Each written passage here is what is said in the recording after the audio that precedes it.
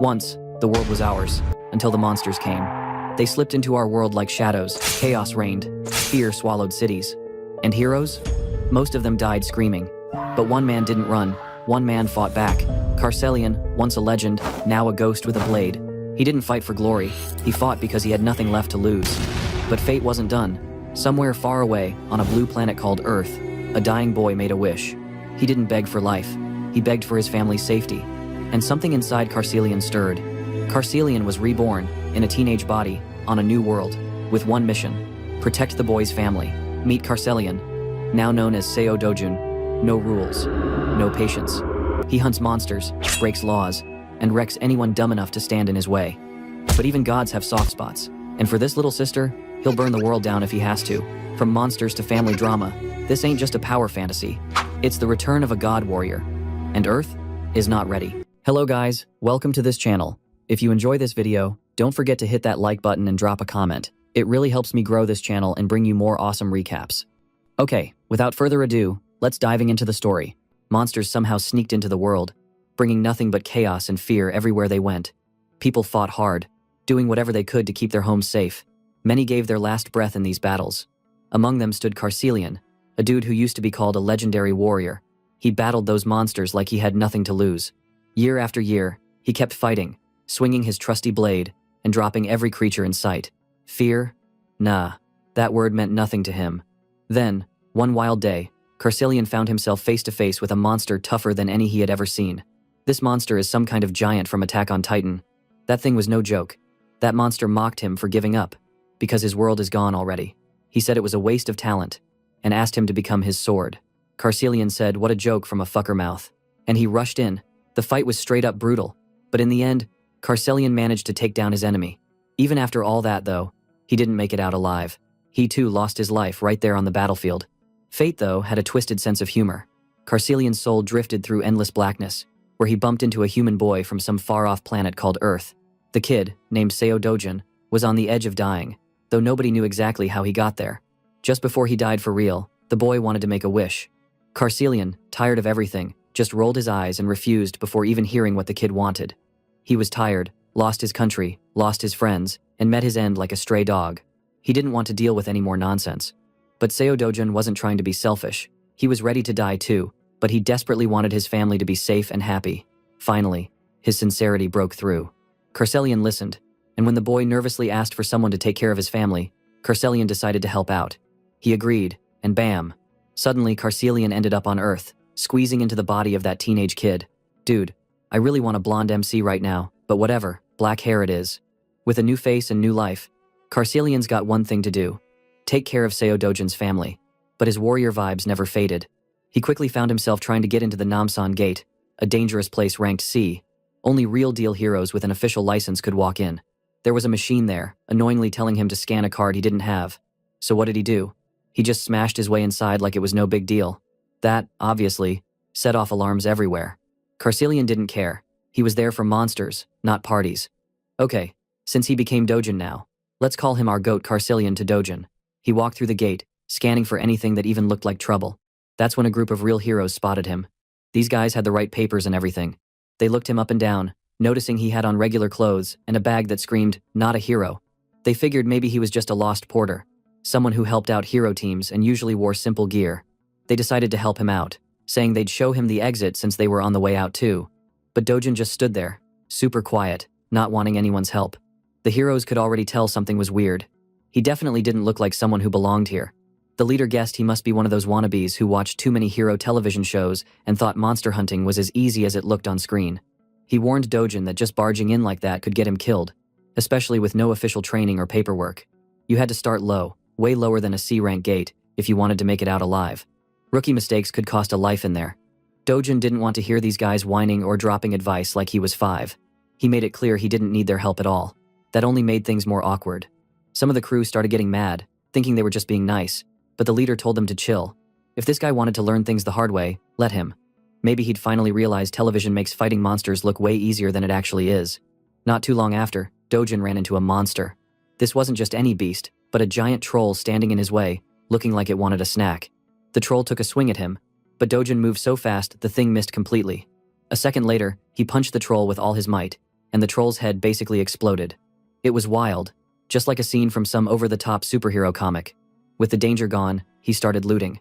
First, he grabbed the sword the troll had dropped. Then, using his new weapon, he dug into the troll's body and pulled out a shiny stone. He knew it was only a low-grade magic stone, something he would have never picked up in his old life. But hey, he was broke and needed whatever he could get. Even trash like this can make money, right? Before he could even think about leaving, more monsters popped up. They saw what happened to the troll, and now rage filled their eyes. Dojin, never one to get scared, quickly chucked the magic stone so hard that it blew off another monster's head. The last two beasts charged at him like they had nothing to lose, and he was happy to knock them down too. Free money, I guess. While Dojin was cleaning up, things switched over to the hero group he'd met before. They were still marching through the gate, talking about that weird encounter with the boy. The orange-haired woman felt kind of worried for Dojin, afraid the kid would end up as another dead body in the gate. But the leader shook his head, saying there was no way something that crazy would happen. If the guy really didn't belong there, agents from the control center would pick him up and drag him out. Better yet, all those agents were strong, B rank or even tougher, so they could handle anything that popped up. And since Namsan Gate was only C rank, the leader said Dojin would be totally safe. That is, as long as he didn't go charging at monsters like some maniac. One of the other team members, the balding one, agreed. He figured the cocky kid from earlier was probably just hiding somewhere, shaking in his shoes, waiting for those strong agents to swoop in and save his ass. But out there in Namsan Gate, the reality was the total opposite. Dojin wasn't scared, like hell this damned weakling-ass monster like a troll could scare him. As far as he was concerned, this was just another day bashing monsters, no matter what world he ended up in or whose body he wore. All it took was one punch, and his enemies were dead. Well, Saitama awakening, I guess. The ugly troll couldn't even get close to Dojin, let alone hit him with their heavy swords. At one point, Dojin appeared behind one clueless monster and kicked him so hard that his whole head exploded. With all the monsters knocked out, Dojin grabbed one of their swords and started digging out shiny magic stones from their bodies. He filled his bag with as many as he could, but he wasn't excited about it. All those gems were low level and hardly worth anything. Today's hunt kind of felt like carrying dead weight. Right then, one of the gate agents finally noticed him. The agent quickly called over his co-workers. Before Dojin even had a chance to decide what to do, some men in suits turned up, looking super serious and blocking his way. They explained they were with the gate control center and asked Dojin to show his hero ID. If he couldn't show it, they said, he'd have to follow them back for questioning. Dojin stood there, not sure what to do, making the agent even more nervous. The lead guy started speaking colder, telling Dojin he must cooperate and follow the correct process. Dojin just got super annoyed by all the drama, feeling like these guys were slowing him down for no reason. But honestly, he was getting too tired to argue, so he just turned away, ready to leave. The agents weren't having it. They warned him about handcuffs and said they would use force if he didn't do what they said. One grumpy agent reached out, grabbed Dojin's arm tight, and said that if things got rough, Dojin would be the one to blame. It would be better for everyone, the guy suggested, to just talk it out and go peacefully instead of starting a brawl. This stupid officer is too dumb. Can he see all those dead trolls near them? They thought our boy was just some weakling? Of course Dojin looked done with these dudes. He grabbed the agent's hand back and told him, very clearly, to quit sticking his nose where it didn't belong. Hearing this, the nervous agent suddenly got super scared, feeling shivers all over. The two other agents pulled out these glowing batons. They were magic batons for fighting monsters, and could knock out an orc, but probably not our goat Dojin. He wasn't scared at all. He twisted the first agent's arm hard, making the poor guy whine and squirm. He gave his final warning. The three agents should go home now if they didn't want to lose even more face. Of course, the agents couldn't just quit.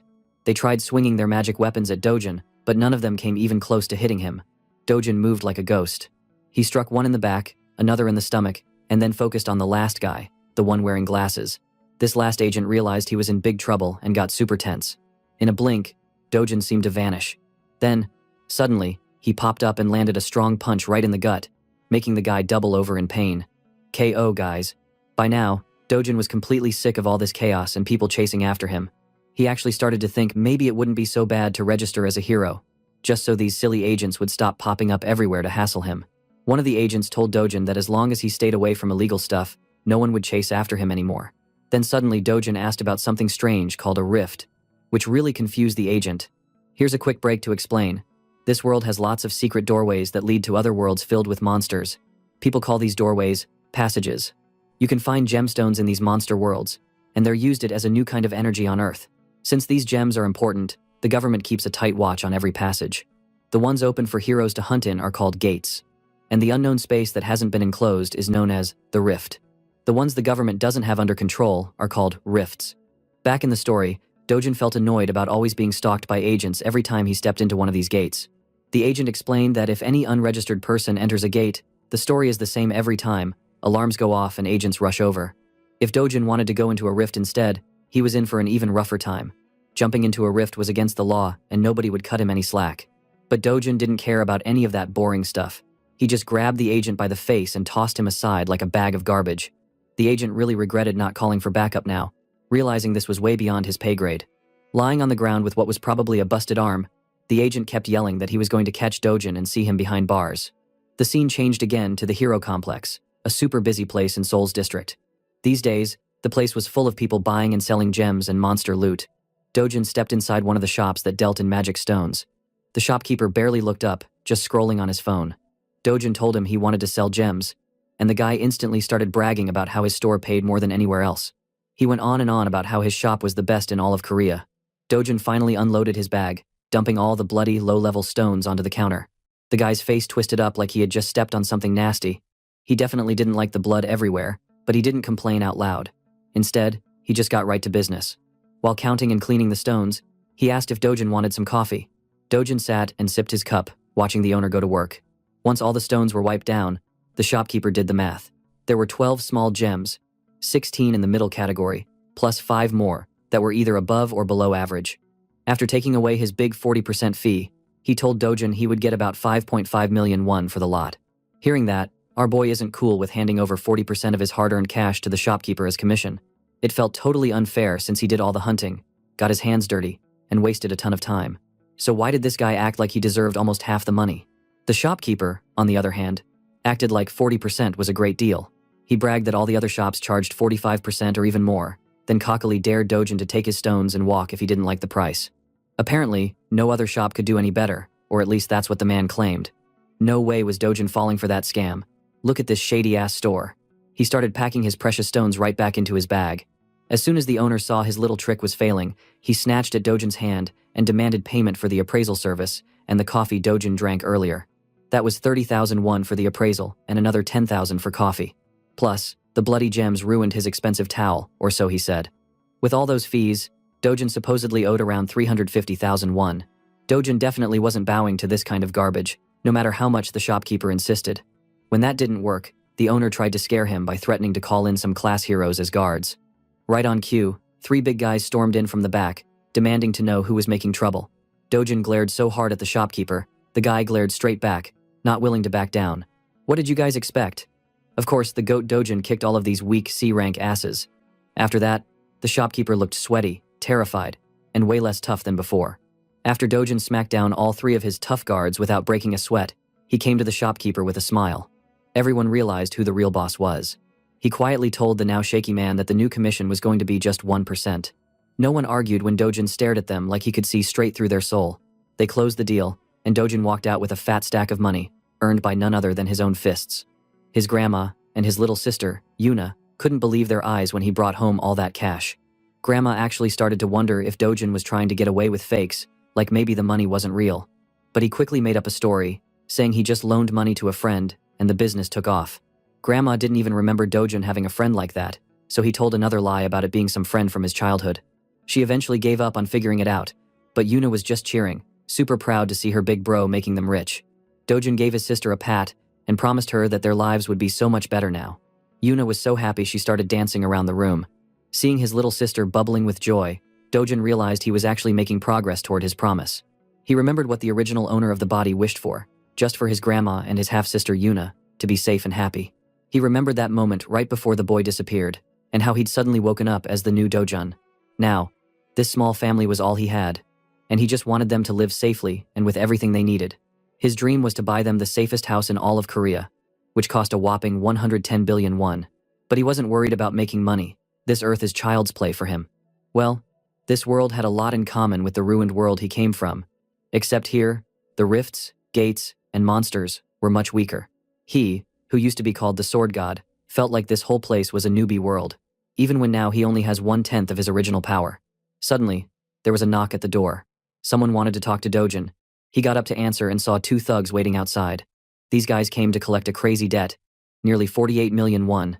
Dojin knew right away these must be loan sharks. The real Dojin had borrowed only 5 million won for his grandma's hospital, but now the sharks had bumped the debt up a ton because of their insane interest.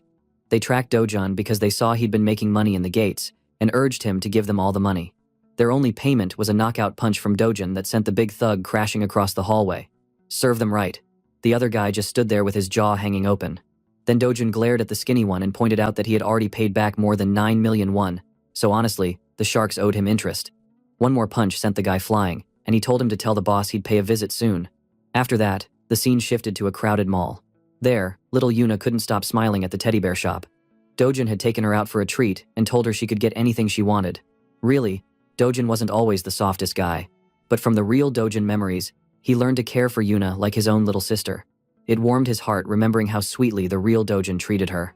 He just hoped to keep doing the same, giving her as much kindness and love as he could. Yuna finally picked out the small, cute bunny she wanted, making sure not to be greedy. But Dojin picked an even bigger stuffed animal for her, encouraging her to choose whatever made her happy. Money wasn't a problem anymore. After the shopping spree, the brother and sister treated themselves to some delicious food, celebrating a better life together. As Dojin and Yuna enjoyed their food, a strange voice called out his name. They looked up to see a middle-aged woman walking over, followed by a bunch of bodyguards. This was Mina, and she definitely didn't come with peace. Right away, she started dragging Dojin down, picking on his outfit and mocking him about Yuna next to him. She went as far as insulting Dojin's family, joking that maybe Dojin did the same thing as his mom, had a child too young. Her words made Dojin super angry inside, but his little sister Yuna just sat there confused, not understanding why this random lady was being so mean. Mina then turned her attention to Yuna and asked her name. When Yuna said who she was, Mina realized she was Dojin's little sister. The woman didn't stop there. She even called Yuna's clothes a mess and made rude comments about their mother who had already passed away. All these mean words made Dojin even more furious, but for some reason he still kept cool and didn't start a fight. Even Mina was surprised to see Dojin control his anger so well and not react to her insults. Still, she wanted to push even further. She even asked Yuna if she knew what harlot meant. What a bitch. That was just too much. Thankfully, that's when Dojin had enough. He shot back and called Mina an ugly woman from an orc tribe. Well, I agree, guys. She is so ugly in and out. Hearing that, Mina was so surprised that she just froze and stared without saying a word. Okay, here's some background on why Dojin was even trying to hold back with this lady. The original Dojin was born outside of marriage and spent most of his childhood poor. His mom died when he was just 7, so he barely made it into his real dad's house. But after his dad got remarried and had a new son, Dojin got shut out completely. He wasn't treated as family at all, and things only got worse until he was kicked out completely. He could only count on his half-sister, living at his grandma's house. Thinking back, he felt sorry for the original Dojin. Even with all that pain, the boy had always tried to smile. Now, Dojin wanted to change everything about that old, broken life. It turns out, Mina is actually his stepsister. That's why he had tried so hard to ignore her at first. But he wasn't going to put up with her anymore. To Dojin, she was still as gross and mean as ever, acting dumb and rude, and always bossing people around. He told her off, saying she just made fun of others because she felt small herself. She was obsessed with looks and money, and all she could do was try to pull other people down so she'd feel better. As Dojin let his anger loose, the whole shopping mall started to watch them. Everyone stared while Mina looked ready to explode, but then someone else appeared. Dojin's stepmother, Chairman Hiju, arrived. As soon as Mina saw her mom, she ran up, whining and complaining that Dojin made her look bad. Instead of defending her, she just shut Mina up instantly with a single cold glare. This woman was tough and didn't play around. Then Chairman Hiju turned to Dojin, fake smile and all, and invited him to come back to their house to spend time together. Dojin knew better than to believe her. That woman is a real fucking snake. She was the one who had hurt him the most, making his life miserable for 12 long years. Now, just hearing her fake kindness made him want to puke at her face. He looked her in the eyes and, with the iciest voice, told her that she was disgusting and asked her to get fucking lost. That was a blow to her pride. She was shocked to have Dojin talk back like that, but instead of making a scene, she just turned around and walked away with the last bit of her dignity. She wasn't used to this version of Dojin, the one who stood up for himself instead of bowing his head in silence. Mina hurried after her, throwing one last pity party, while the bodyguards simply followed these two women like silent statues. Dojin stood there, knowing the whole drama had ruined his fun day with Yuna. But this was all on purpose. He wanted to be clear that the boy who used to stay quiet and never speak up was gone. It was time his stepfamily got a wake-up call and saw that he had changed for good. Somewhere else, a fancy Mercedes zoomed down the street with Chairman Hiju and Mina inside. Mina was still fuming, scolding her mom for not fighting back with Dojin. She called Dojin all sorts of names and complained about being made to look bad in front of everyone. Chairman Hiju turned to her driver, Manager Lee, and snapped, asking why Dojin was still alive. Manager Lee had no idea. Everything said Dojin shouldn't have survived before. He nervously promised to check again and make sure next time their plan would work for real. While all this was happening, Mina had no idea about the dark stuff her mom had been up to. She was shocked to even hear her mother talk so calmly about life and death, like someone's life meant nothing. Then, out of nowhere, Chairman Hiju asked her if she had any feelings for Dojin. That question completely surprised that ugly pig. Her face turned red, and she started acting all weird and flustered. She wasn't worried about Dojin getting hurt for romantic reasons, though. She was just scared about what might happen if her grandpa or her dad found out about anything happening to Dojin. Everyone would be in serious trouble then. Seeing her daughter get nosy, the mom wasn't happy. She grabbed Mina by the mouth, holding her tight, and growled at her to stay far away from her business. "Guys, I'm scared. This woman is a devil." She then warned Mina over and over not to get involved with anything she was doing. In her head, Chairman Hiju was locked in on her plan. She wanted to get rid of Dojin for good. To her, killing Dojin out was the only way to get revenge and fix her pride. There was no way she was ever going to let him off the hook. About 10 years ago, everything in the world flipped upside down when the rifts appeared. These scary portals brought monsters with one goal: hunt down humans. The attacks never really stopped. Cities were destroyed, fires raged, and fear was everywhere. But, just like darkness, there came a light. Brave heroes began to show up, fighting back. The first people to challenge the monsters also found mana stones in their enemies' bodies after battle. Now, in the present, Dojin is on his way to a place and thinking about how mana stones changed the planet. With these stones around, countries stopped using old energy such as oil. Instead, everyone's focus turned to rifts since mana stones could be pulled out of them. All of society became focused on gates and on heroes. Because of this, heroes started getting rich.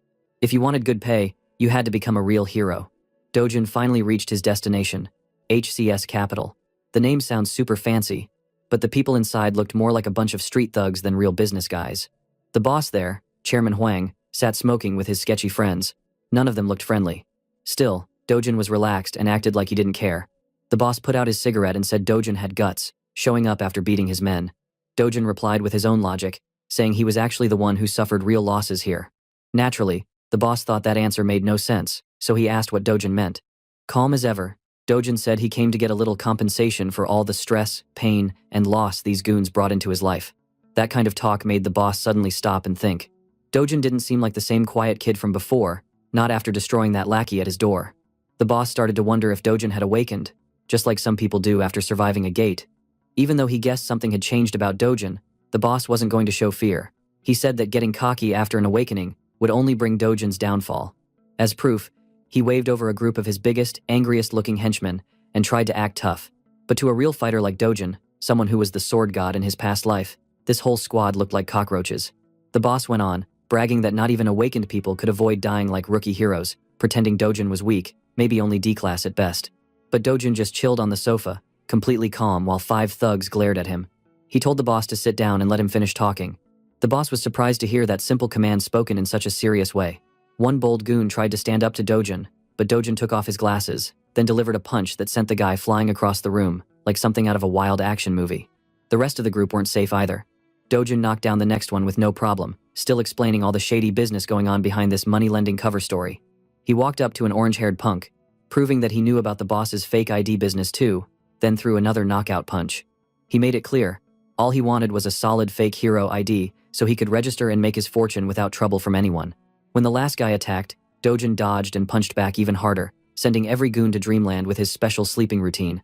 Now, Dojin repeated his demand, give him a perfect fake ID that won't cause problems later.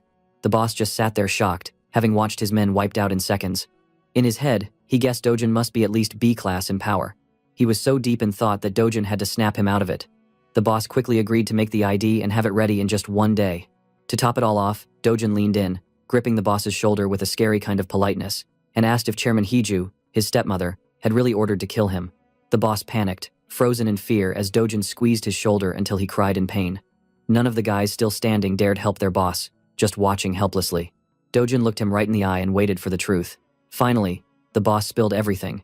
Yes, Dojin's stepmother was behind the whole thing. She came up with a plan so twisted it could only come from someone evil. She wanted Dojin to end up so broke and stuck by money problems that he'd have nowhere left to turn except, well, to give up on life itself. All she cared about was draining every last bit of cash out of his bank account. That was her idea of revenge, even against someone she was supposed to treat like family. It was cold, shocking, and proof that Dojin's stepmom was much more dangerous than she pretended to be. What a bitch. After hearing all this, Dojin finally let the boss go. The man was begging and crying, but Dojin wanted some honest answers. He asked if that was also why they trapped him inside the gate. The boss quickly acted innocent and swore he had nothing to do with that. He even said he wouldn't get paid if Dojin died inside the gate. That kind of made sense, and Dojin began to think it over. He mentioned the name Sheol-Wu, who was the person that brought him to the gate in the first place. Now, Dojin wanted every single detail about Sheol-Wu by tomorrow. After saying what he wanted, Dojin left just as calmly as he came in, and the whole room felt totally different from when he first walked in. After leaving, Dojin fell deep into thought again. The original Dojin had only one real wish: to protect his grandma and little sister, no matter what it cost. With everything that happened, it was clear to Dojin how rough and unfair the kid's life had been. But that was about to change. The sword god was here to set things right. The next day, everything changed for Dojin.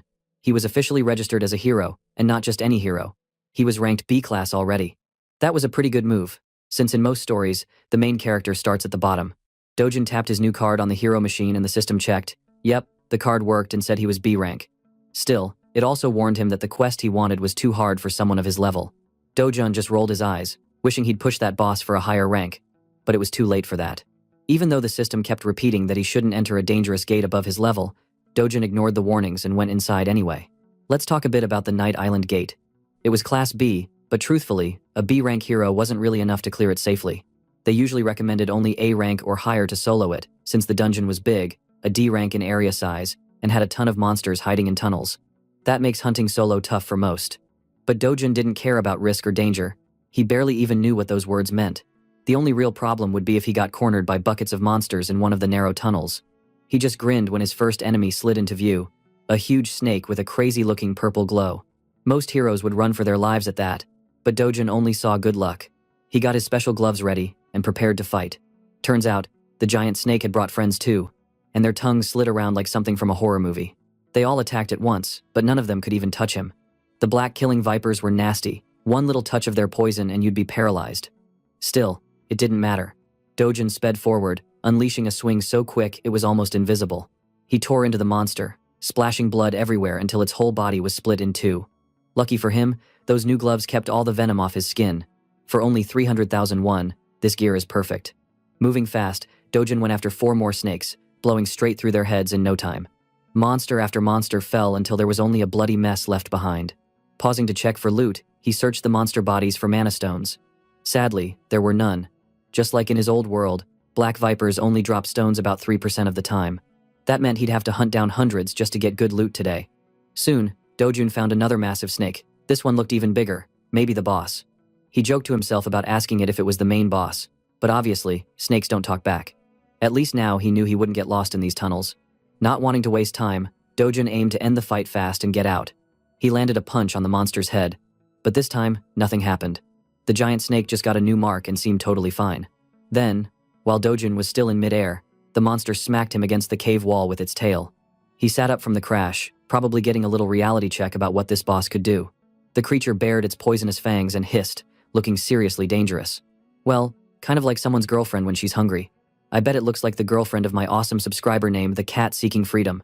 Back to the story. The monster shot forward to bite Dojin, but he dodged just in time.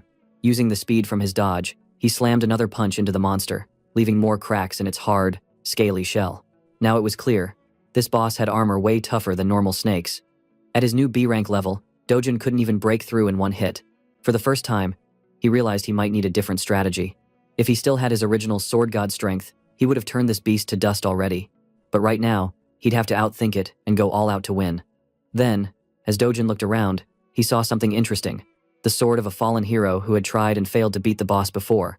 This was the moment to show why he was called the sword god instead of the fist god. Even though the blade was totally beat up and looked barely usable, Dojin picked it up, knowing that a sword is only as strong as the person holding it. With that thought in mind, he held the sword tight and walked straight toward the giant snake monster. The creature rushed at him at wild speed, trying to crush him again. Dojin leaped high into the air, feeling proud as he said the monster should feel honored to get finished by his sword skills. The sword might have looked like trash, but once Dojin started swinging, he moved so fast that it looked like a million shining cuts at once. In only a few strikes, the boss monster was chopped to pieces. It was actually kind of funny, The battle looked super serious, but the snake dropped dead in the background as Dojin's poor sword crumbled to dust from all that power. Lucky for Dojin, he finished off the big guy while the blade just barely held up.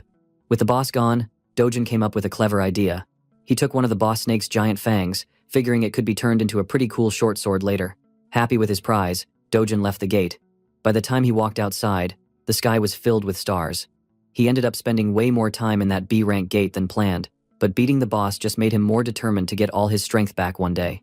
At least his old friends weren't there to see him at this not-so-great level. After his hunt, Dojin went to sell his magic stones. In the store, a well-known veteran hero showed up to sell a big bag of magic stones too. The shopkeeper behind the counter treated the hero badly, saying the commission fee was still 40%. Even the hero thought that was unfair and said so, claiming he was a regular here. But just like with Dojin, the shopkeeper started bragging that their shop actually had the lowest rate of all stores, though he admitted the gate center also charged a flat 5% before taxes. To him, this 40% was somehow a good deal, or at least that's what he kept saying. The veteran hero took his cash with only a little grumbling, and even asked if the shopkeeper was okay after seeing the bruises on his face. The guy just made up a story, saying some crazy guy beat up his guards and left his face looking like that. The veteran hero suggested it was his own fault for hiring weak guards at a C-rank store, pointing out that rank doesn't always tell the true story. Skills matter way more. Heroes who fight in the field are nothing like security guards who just sit around all day.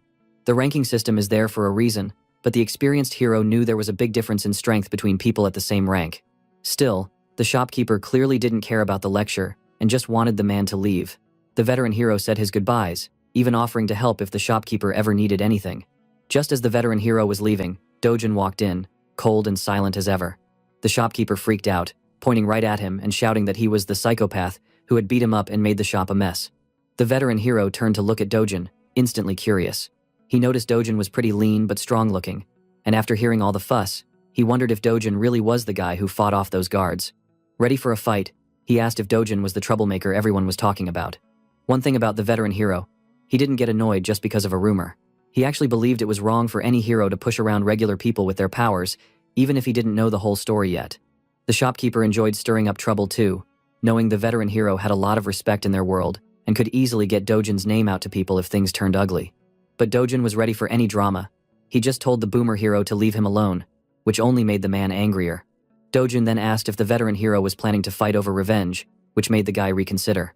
With all his experience, the veteran hero knew fighting between heroes was even more dangerous than fighting monsters. Someone usually ended up seriously hurt or dead. Remembering this, he backed off, cooling down and leaving without making a scene. Well, at least he was smart enough.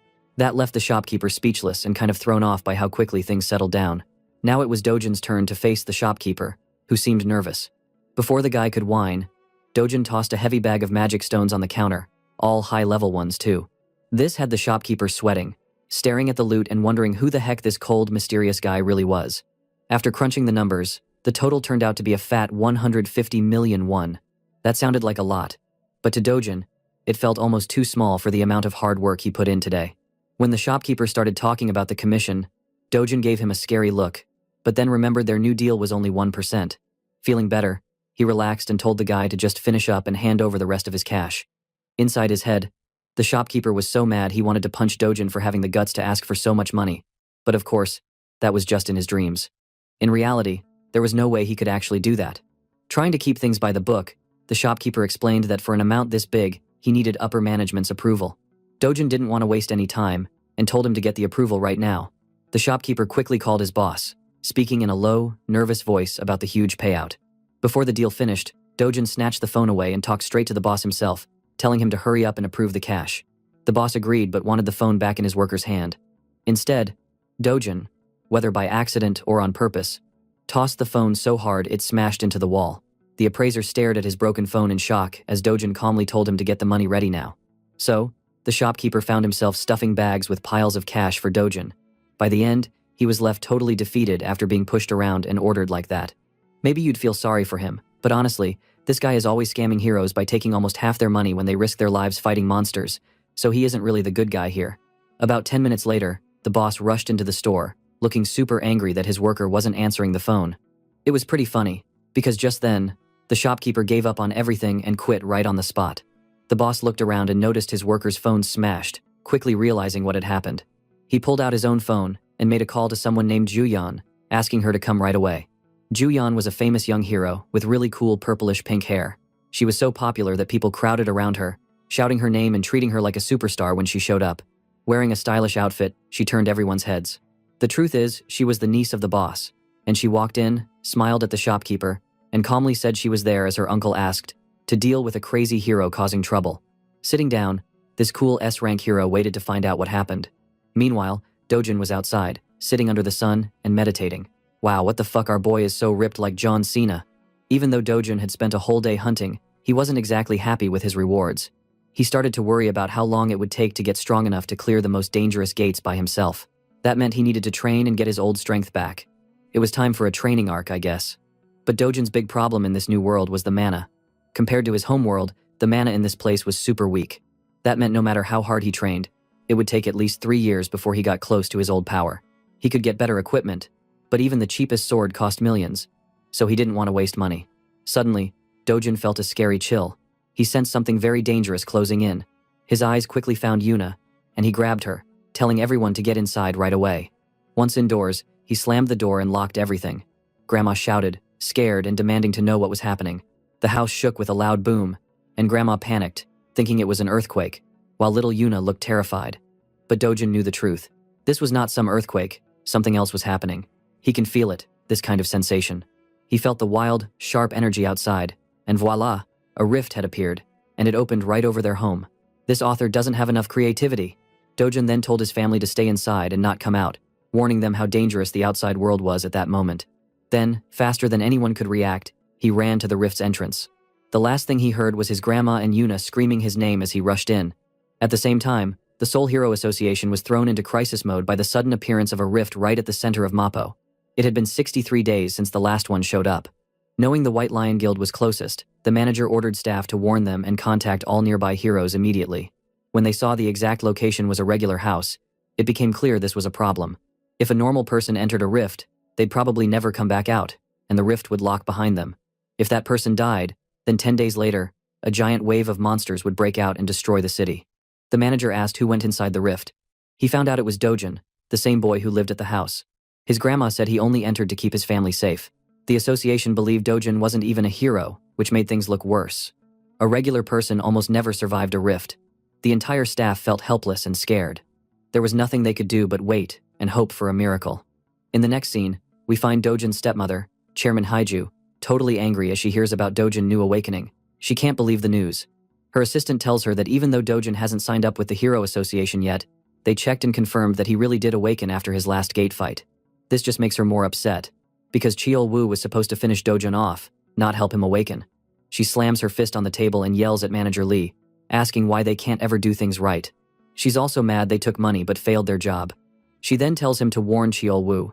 If he doesn't kill Dojin with his own hands, then he'll owe her 10 times more than what she paid. Manager Lee surprises her by saying they probably won't need Cheol-woo, because there's a new rift right on top of Dojin's house. The news that Dojin stepped into the rift makes Chairman Haiju break into a happy smile, believing there's no way he'll survive. She finally calms down and tells the assistant to just wait and watch what happens next. Meanwhile, Dojin has just arrived in the rift.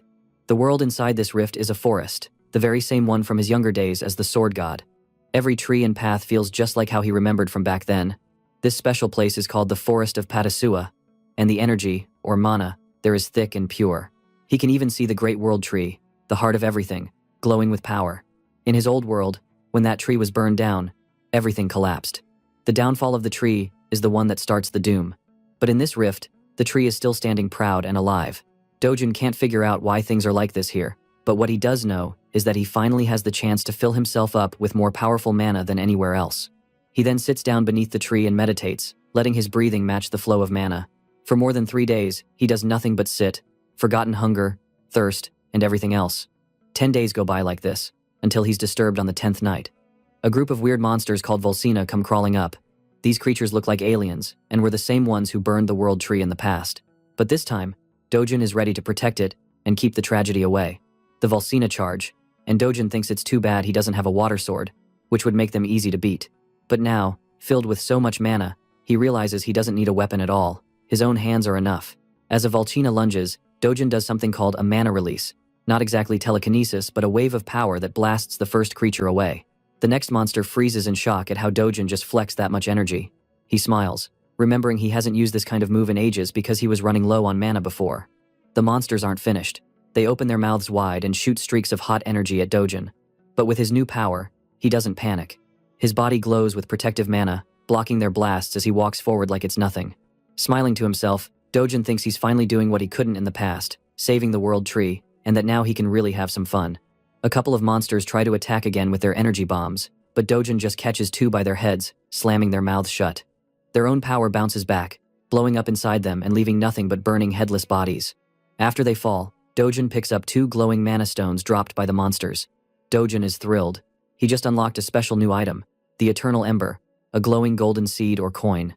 Laughing, he keeps slapping monsters around, collecting a big load of mana stones as the one-sided fight goes on. He feels like he's won the jackpot with every monster dropping something good. When all the Volsina are finished, Dojin grabs the Eternal Ember. Just by holding it, he feels a surge of power. Crushing the ember in his hand, flames burst around him.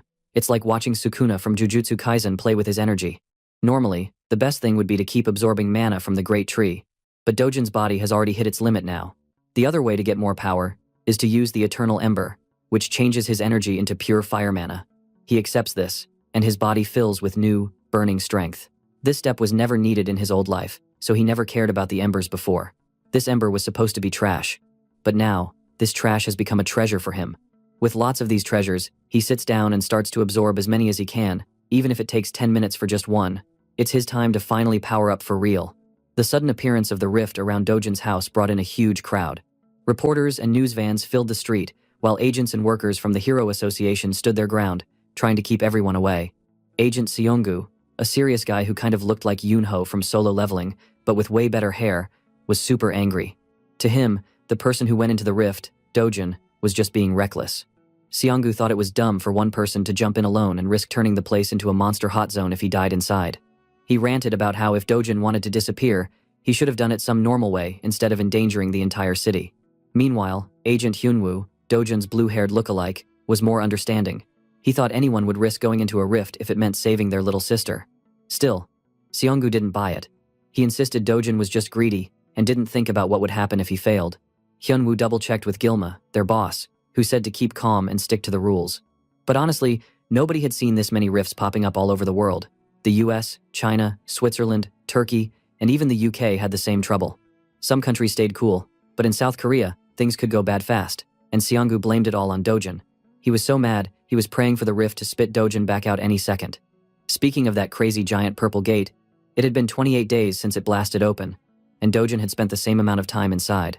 Now, the Hero Association had to treat it like a level 1 emergency. No one had revealed Dojin's real identity to the news yet. Instead, everyone just called him Ordinary Person S to protect his privacy. Other people had their own theories about who went inside the rift. Chairman Huang, the sneaky boss of the money-lending group, figured it out almost instantly and confirmed through his assistant that it was Dojin. Huang, with his second-in-command, Manager Kim, wondered if Dojin would actually make it out alive. Manager Kim said most regular people only had a 1% chance of surviving a rift like this. Chairman Huang found it hilarious, remembering how that ordinary guy used to beat up his own men without breaking a sweat. Everyone else in the world really had no idea who they were talking about. Chairman Huang then asked about the chances for an awakened hero. His assistant said it all depended on the hero's level and experience, and there was no way to say for sure. Even Huang admitted that surviving inside a rift was a whole different game than just fighting or running. Deep down, Huang had no plans to protect Dojin's family for real. He was thinking about selling their organs if Dojin didn't return, or make him pay huge debt if he did. This guy seriously couldn't get any slimier. Who wanna slap him with me? Back inside the rift, Dojin was really in his zone. He kept training under the world tree, with his body now buzzing with fire mana. He lost track of time. All he did was absorb hundreds of firestones and build up so much mana power that he could bend it any way he wanted. His fire resistance went way up too. Thinking about it, he realized that in fire magic alone, he might even be stronger than his old self back in his first world. Before leaving, he embraced the world tree for the last time, thanking it for saving him before and letting him grow stronger now. He crafted a little bag out of vines to store all the mana stones he'd collected, feeling sad that this might be the last time he'd ever see the beautiful tree. Even if he never saw it again, he promised in his heart to protect it forever if it was ever in danger. That night, Dojin finally walked out of the rift. There were no crowds, and he guessed everyone pretty much thought he'd died, and were probably waiting for a monster wave to burst out any minute. Even so, he felt someone strong nearby and decided to check it out. Jumping into action, he chased after the powerful presence. In a short flash, Dojin ran into the two agents from before. Agent Seonggu, still angry and ready to fight, and Agent Hyunwoo, more chill. Now Dojin knew from their uniforms that they were from the association, and that meant if they caught him, things could get really complicated. Not wanting trouble, Dojin quickly spun a ball of fire in his hand and flung it across the roof. The fireball soared and exploded on another building, creating a huge boom that was sure to get everyone's attention. As soon as they heard the huge crashing sound, Agent Hyunwoo and Agent Seonggu jumped into action. They saw the fire and ran straight towards it, finding a group of people standing around in shock. Agent Seonggu shouted, trying to figure out what the heck was happening. Meanwhile, Dojin stood off to the side, happy with how well his flame powers worked. He thought about his old friend Tusk, the strongest fire mage he ever knew, and wondered if Tusk would be proud to see his new tricks. Then, Agent Hyunwoo got a weird feeling. He checked the rift nearby and noticed it was starting to freak out. Out of nowhere, right in front of their eyes, the rift faded away and vanished into thin air. Both agents rushed over to check it out, but by the time they got there, the connection to their world was already gone. Dojin, on the other hand, just kept moving to his next target, not worried about getting caught at all. The next morning, the whole country woke up to the news. The rift in Mappa was finally gone, lasting 29 days before disappearing without warning. The Hero Association had expected a huge monster wave, but nothing happened. They were left scratching their heads, with no idea why the rift had disappeared or what caused the small fire in the junkyard at the same time. Most people thought Dojin was dead and blamed him for the chaos. In reality, Dojin was hiding nearby, listening to all their wild guesses. He saw that some people actually felt sorry for the kid who died, saving others. Even so, he was secretly crushed because now the rift was closed, and he couldn't see the world tree again. He promised he'd protect the tree, but now he had to let go. There were still other things he could protect, so he set off to HCS Capital. Inside HCS Capital, the crooks were busy partying. They thought Dojin was finally gone for good, and some even started plotting to take his little sister and grandma for themselves. The men laughed and talked like creeps, until all of a sudden, a cold, familiar voice called for their boss. The story split away to Chairman Huang himself, humming as he got ready for the day. His assistant went over his schedule. Besides lunch with the CEO, he had enough free time to party all night at Madame Kang's club. The guy was full of himself, not expecting any issues. That changed quickly when he climbed the stairs and found the place wrecked. His own thugs were laying around beaten, the walls splattered with blood. And there, waiting for him, was the one person he thought was dead, Dojin. Before Huang could react, Dojin grabbed him and smashed him to the floor, ordering him to crawl over like a dog. Huang shook with fear as Dojin sat down in the big boss chair. Dojin gave the order again, staring Huang down until finally, the man actually crawled on his hands and knees. No mercy. Dojin told him to bark like a dog, loud enough for everyone to hear. Huang whined in front of the crowd, his pride shattered to nothing. But Dojin wasn't finished. He made him bark again and again until he seemed less like a boss and more like an animal, just like how he always treated people below him. Dojin warned that scumbags like Huang only acted nice on the surface, always waiting for a chance to stab people in the back. He told everyone he'd seen plenty of dirty jerks like Huang in his life. The scared boss begged for his life, promising to do whatever Dojin wanted. Not interested in any more begging, Dojin slapped him so hard that Huang spit blood all over the floor. Turning to Huang's assistant, Manager Kim, Dojin named him the new boss, saying he'd be better than someone like Huang. But Manager Kim was scared and said he couldn't do it. Huang had too many connections, and there'd be big trouble if he took over. Manager Kim dropped to his knees and asked Dojin to spare Huang just this once. Sick of boring talks, Dojin tried something else. He suggested putting Huang in a barrel and dumping him in the ocean, since everyone there already knew dirty tricks like that. Seeing no one wanted to help, Dojin made a new threat. If they didn't handle Huang, he would throw every last one of them into a monster gate as food for the beasts. The men went pale, now realizing Dojin was dead serious and totally in charge. Just the idea of being tossed into a gate where monsters might eat him made Chairman Huang fall apart completely. He begged and promised over and over that he'd never betray Dojin and would always serve him like a loyal dog. This made Dojin stop and think. In the past, he wouldn't have cared and would have finished Huang off in seconds. But now, Dojin noticed he had changed. Maybe he was a little softer than he was before. So instead of killing Huang, he held out his hand to help the guy up. You better believe Chairman Huang was about to start praying all day and every day not to make Dojin angry again. He shook Dojin's hand, swearing he would follow every command from now on. But all of a sudden, he realized his hand was burning. Literally. Even though Dojin was softer, he was still scary. He looked Chairman Huang in the eye and told him this was his last chance ever. Then, with one quick move, Dojin burned the guy's hand so badly it was just a black, messy stump. Ignoring the president's screams and tears, Dojin walked out, just leaving behind one rule. If anyone laid a finger on his family, he'd finish them all. And from that day on, their new job was to keep his family safe. forever. To the world, Dojin was just a name that disappeared with the rift. But in reality, our guy was just chilling at McDonald's, eating burgers. What a stupid ripoff for the GOAT McDonald. For me, it's always funny to see how manhwa changes the famous brand name into something like this. Now, the government, Hero Association, and news reporters all gave up on the person who entered the rift. They figured he was gone for good. Even if Dojin tried to show his face, people wouldn't believe he survived. If he went public, he'd just get a ton of trouble and annoying attention. For now, Chairman Huang, the once scary boss, was busy helping Dojin find a cool new place to live, so Dojin could relax. He then looked at his little sister and told her they'd be moving to a better neighborhood soon, and Yuna was thrilled. She could finally go to kindergarten and join elementary school with the other kids soon. But when school was brought up, Yuna suddenly got quiet and sad. That freaked Dojin out, since fighting monsters was easier than comforting a little girl's feelings. Yuna admitted she was being teased for being an orphan. That hit Dojin hard in the heart. He gently told her that she never had to talk to mean kids like that ever again. That's okay if she skips kindergarten. With that, Yuna smiled, happy to know the bullying days were over. Secretly, Dojin was planning to send her to a fancy private school, where no one would dare say a word against her. Last night, Dojin learned Manager Kim had hidden his grandma and sister in a motel while he was stuck in the rift. Manager Kim was almost falling over himself trying to say sorry. He explained it was the safest place he could find since the motel belonged to their company.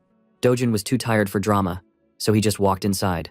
As soon as Yuna saw him, she ran up for a big hug, and Grandma grabbed his hand, crying tears of joy. For a second, the tough warrior was shocked, but he soon relaxed and let himself enjoy his family's warm hugs for the first time in forever. Back to today, Yuna asked what it was like being a hero. When Dojin asked if she liked having a hero brother, but Yuna just shook her head. She said it looked cool, but heroes were always in danger, sometimes even dying, and all she wanted was for her brother to stay home with Grandma and her for a long, long time. This was new for Dojin. In his old life, he'd ended up as the last human alive, always fighting, always losing people. But in this world, he realized he was getting a second shot at happiness. Now, he had something he never expected, someone to care about him. The idea of maybe living a peaceful, quiet life, filled with love, started to sound pretty nice to him. While he was feeling all happy inside, Korea's Hero Association office was in chaos. Director Tae Wang, the top guy in the association and World Hero Federation, was tired and worried about the rift. The whole staff had checked out the ruins and still had no answers. The director hated not knowing what was going on. A rift that could just pop out of nowhere, then disappear just as quickly, freaked him out. His assistant said it might have been easier for everyone if a monster wave had actually happened. At least then, they'd know what to expect. Director Tae Wang quickly shut that down, warned her to be careful with her words, saying he was thankful at least no one got hurt. Director Tae Wang was known as one of the top 100 heroes in the whole world. If he ever wanted to, he could run for president and probably win. He was so powerful and respected, he had the influence to shake up giant companies. But he didn't care about power or money. All he cared about was keeping his people safe, and everyone knew it. That's why he was such a real hero. He wanted the investigation around the rift to be slow and careful, making sure no detail was missed. He planned to buy all the houses in the neighborhood for more than market price, just to make things right for the people who had to move because of the rift. He then checked the news from his laptop. The news said that other rifts were popping up in countries all over the world. He felt something felt off. His assistant stated that the United States and China were getting things under control. Director Tae Wang took a big breath, but the UK wasn't so lucky. Their heroes just weren't strong enough in his eyes. Suddenly, his laptop going wild, the alarm popped out stating the British squad failed to close their rift. And now, a dangerous monster wave was running wild in the United Kingdom. Back in the busy city, Dojin moved through the crowds like any regular person. As expected of our boy, he doesn't give a fuck for anything except his family. His destination today was his favorite store in the hero complex. Of course, to see the stupid-looking face shopkeeper. When he walked inside, the cashier greeted him, but that greeting froze on his lips the moment he saw who it was. The cashier looked terrified of Dojin, almost shaking in his shoes. Thankfully, the store manager was there today, so the scared worker wouldn't have to deal with this nightmare customer alone. The manager put down his newspaper and gave Dojin a sharp look. He sounded calm but was clearly annoyed. This was the guy who always bullied his cashier into buying low-quality crystals. Dojin, totally chill, took off his backpack and tossed it onto the counter. Honestly, it was a good thing the manager was here, because he wanted this sale to go fast. The manager didn't bother to hide that he wasn't interested, expecting some cheap junk in the bag. He didn't want to waste time and acted like Dojin should just leave. Dojin warned him, if the manager blew him off, he would regret it. Still, the manager kept waving him away without even checking the bag, making it clear it was his last warning. At that, Dojin kicked the bag so it spilled open, and the shimmering rocks rolled out onto the tiles. Right away, Both the cashier and the manager saw that these weren't any normal stones. The bag was full of Hero's magic crystals, super rare treasures worth a fortune. Dojin knew exactly how valuable they were. These were the real deal. There was a crazy story behind them too. A famous Mexican drug boss named Querzaman used these crystals to make a new kind of drug. One night, there was a lab accident, and he ended up turning into a powerful hero thanks to the crystals. After that, Hero's magic crystals became priceless. Heroes wanted them for awakening and pure mana power. Now, everyone wanted these legendary stones, but barely anyone could ever get them. As a power move, Dojin told them to go ahead and pack his stuff back up. He acted like he was leaving, but the manager changed his tune real fast. He became a clown. He stopped acting tough and rushed over, practically dragging Dojin to a fancy VIP seat and sending for drinks while the cashier cleaned and checked every crystal. Dojin secretly loved how fast the situation flipped. One minute they wanted to kick him out, and the next he was sipping iced tea like a king. He started the sale with a bold offer, full price and only a 0.5% commission. As soon as the manager hesitated, Dojin threatened to walk. Last time, he'd taken a 1% fee, but today he dropped it even more, just because he felt annoyed. The manager tried apologizing and explaining, but Dojin was done listening. Either they took his deal or he would go somewhere else. Behind the counter, the cashier was cursing Dojin in his mind, thinking he was the most annoying customer in history. Still, the manager tried to talk business, giving a big speech about market prices. Dojin didn't have time for this, so he finished his drink and stood up, ready to go. Now, panicking, the manager started bargaining. First 9%, then 8%, and on down to 7, 6, and 5. Those low rates meant the shop would barely make any money. When the manager was almost in tears, Dojin finally agreed to a 1% commission out of respect. Deep inside, the manager wanted to scream, but he just couldn't let go of such rare magic crystals. The next thing Dojin said almost made the manager lose it with excitement. Dojin told him that, besides the bag he brought today, he had 7 more bags stuffed with these amazing magic crystals. Hearing that, the manager didn't waste a second. He printed out the contract, and they both signed it fast. In just a few minutes, Dojin's bank account exploded with 67 billion won, close to $48 million. With that kind of money, his dream house worth 110 billion won seemed a lot closer. The only catch was that getting more high-grade magic crystals from regular gates would take forever. He figured if he could move through rift zones easily, he'd be rich in no time, like some hardcore treasure farmer. While Dojin checked his phone, he saw a news alert sent out to everyone.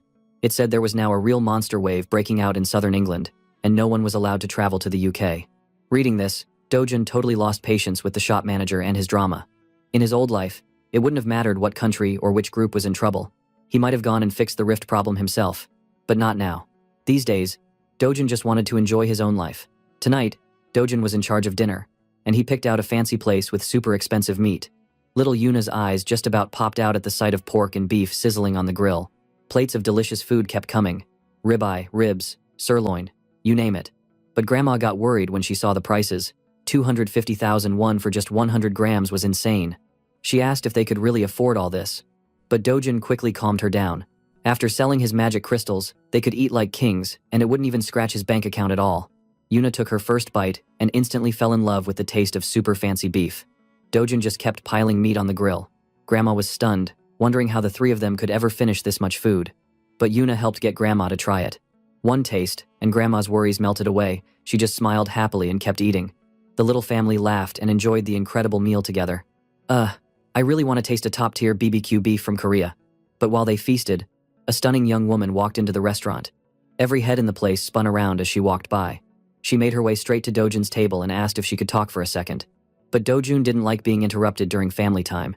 He just told her she'd have to wait until the meal was done. The woman, Juyan, took out her business card, hoping he'd change his mind after seeing who she was. But he ignored her, focusing on grilling meat. This reaction shocked her. She is the one and only Juyan, and he dared to ignore her? Feeling lost, Juyan ended up waiting in the front room. Everyone else stared. After all, she was famous. She was one of the country's top-rank heroes, and easy to spot in any top 10 list of beautiful heroes. All around her, people whispered, wondering who could make even Juyan wait. Juyan remembered their short talk earlier. She knew Dojin had only started entering gates 2 months ago. Now rumors said he'd awakened as a hero, died in the Big Mappo Rift, but somehow here he was, alive and eating dinner. None of it added up. She could tell there was something strange about this young guy, especially how his sharp eyes gave her chills. He was probably an S-rank hunter by now. But again, it doesn't make sense. Even super rich heroes had never skyrocketed to S-rank so fast in just 2 months. If Dojin really had some crazy hidden power, she wanted to find out what it was. Finally, after every plate was empty and all three were stuffed and smiling, the family got up to leave. Juyeon moved over to speak with Dojun. But right then, another person strolled into the restaurant like he owned the place. Dojun's face turned hard when he saw him. It was Cheol-woo, the creepy guy who doomed Dojun to a gate before, and clearly didn't expect to see him walking around. He asked how the hell Dojun crawled out from the gate he prepared before. He comes to Dojun and asks if he is some kind of cockroach because it's hard to kill him. Even Juyeon seemed to know Cheol-woo was a fucking trouble with just one look. The air in the restaurant got thick with tension. Cheol-woo sneered and mocked him, but Dojun paid him no mind. Instead, Dojun called Juyeon over and asked her to get his family a taxi and make sure they got home safely.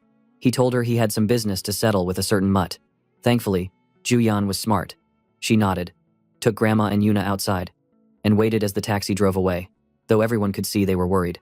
As soon as Dojun family left in the taxi, the restaurant filled with a loud, sharp slap. With his grandma and little sister safe, Dojun could finally drop his nice guy act and show Cheol-woo who the real boss is.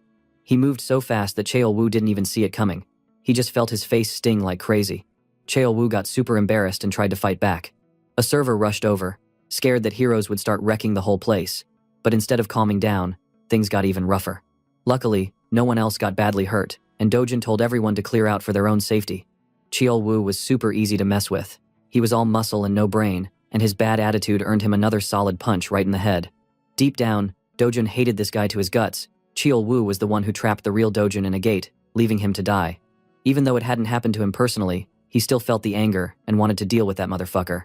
Sneering, Cheol-woo bragged about Dojun's evil stepmother being behind it all. That was music to Dojun's ears. If this dummy was spilling secrets so easily, it was time to grab some proof. He took out his phone, hit record, and aimed it right at Cheol-woo, hoping to get a confession on tape. Cheol-woo, getting angrier, cursed at Dojun's mom and unleashed another wild attack, saying he'd finish the job right here and now. But Cheol-woo's punches didn't stand a chance. Dojun blocked them with a simple move. It felt like punching a trampoline. Cheol-woo just bounced off and lost his balance. He'd never fought anyone like this before, and it drove him nuts. Dojun didn't stop, following Cheol-woo around like a hunter, knocking him silly with every hit. Cracking sounds rang out in the empty restaurant. The server from before grabbed her phone in a panic, trying to call the police, but Juyeon stepped in, gently taking the phone and smiling. She promised to handle things, and the server, just relieved, trusted her. While all this was happening, Cheol-woo got slapped, punched, and beat down so hard he didn't stand a chance. This is really enjoyable to me. Juyeon, watching, knew that Cheol-woo was a B-rank hero. Normally, he would have been a tough fight for almost anyone, but Dojun was making it look easy, like he was on a whole different level. She was sure this time Dojun is more than a rank. Even so, it seemed too easy.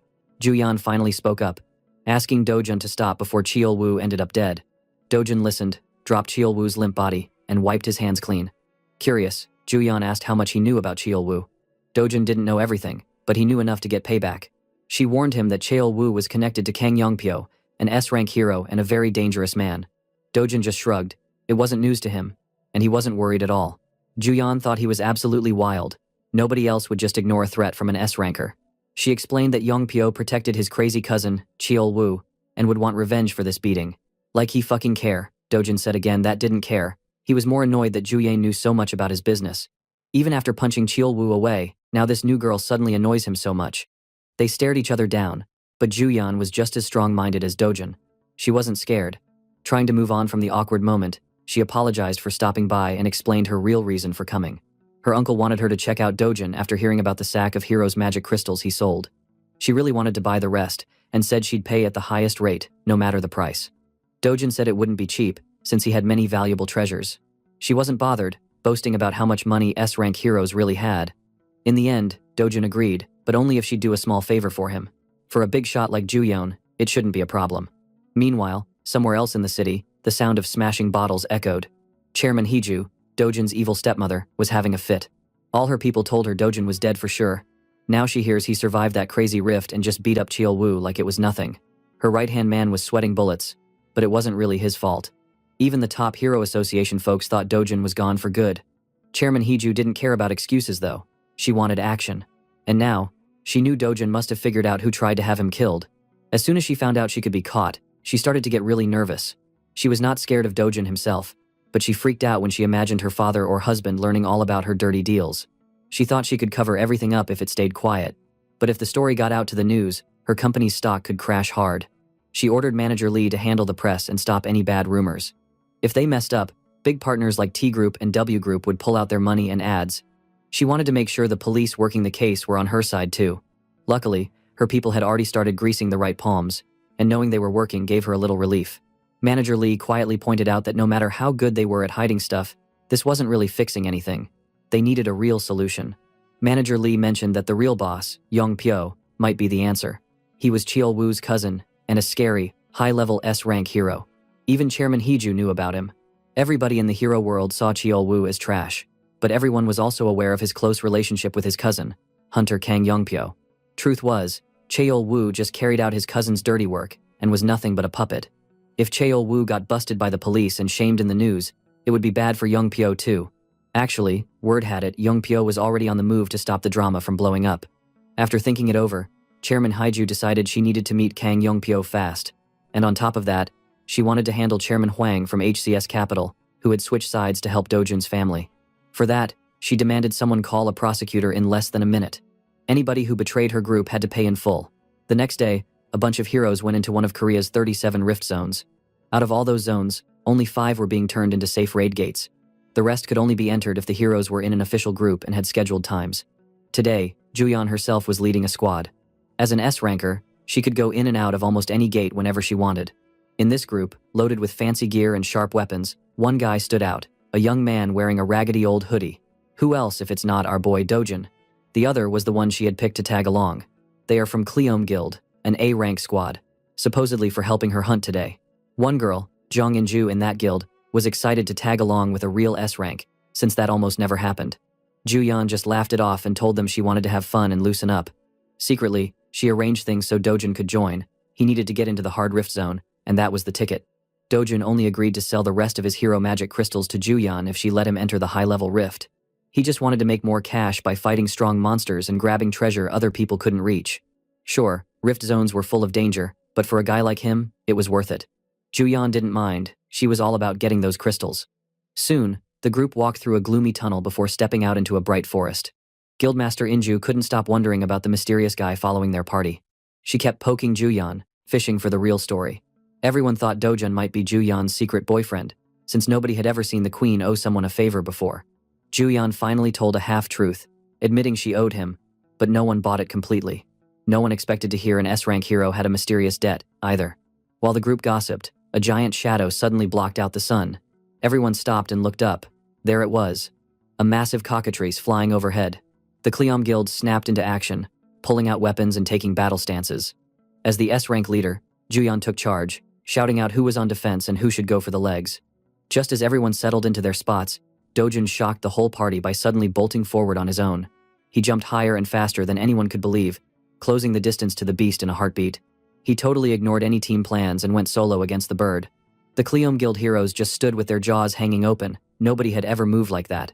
As he flew up with pure fire energy swirling around him, he threw a punch straight for the cockatrice. The big bird couldn't even react. It just took a hard hit from Dojun straight to the beak. Next thing everyone knew, the monster dropped from the sky, and Dojun landed beside it, looking like a boss, not even tired.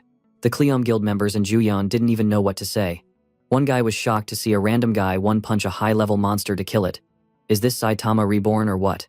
They just watched as Dojun finished the job in style, stomping the monster's head again and again until it was dead for real. That was insane, and now In-ju just couldn't wrap her head around it. Who was that guy? When she asked Juyeon, the S-ranker just shrugged, not truly knowing herself.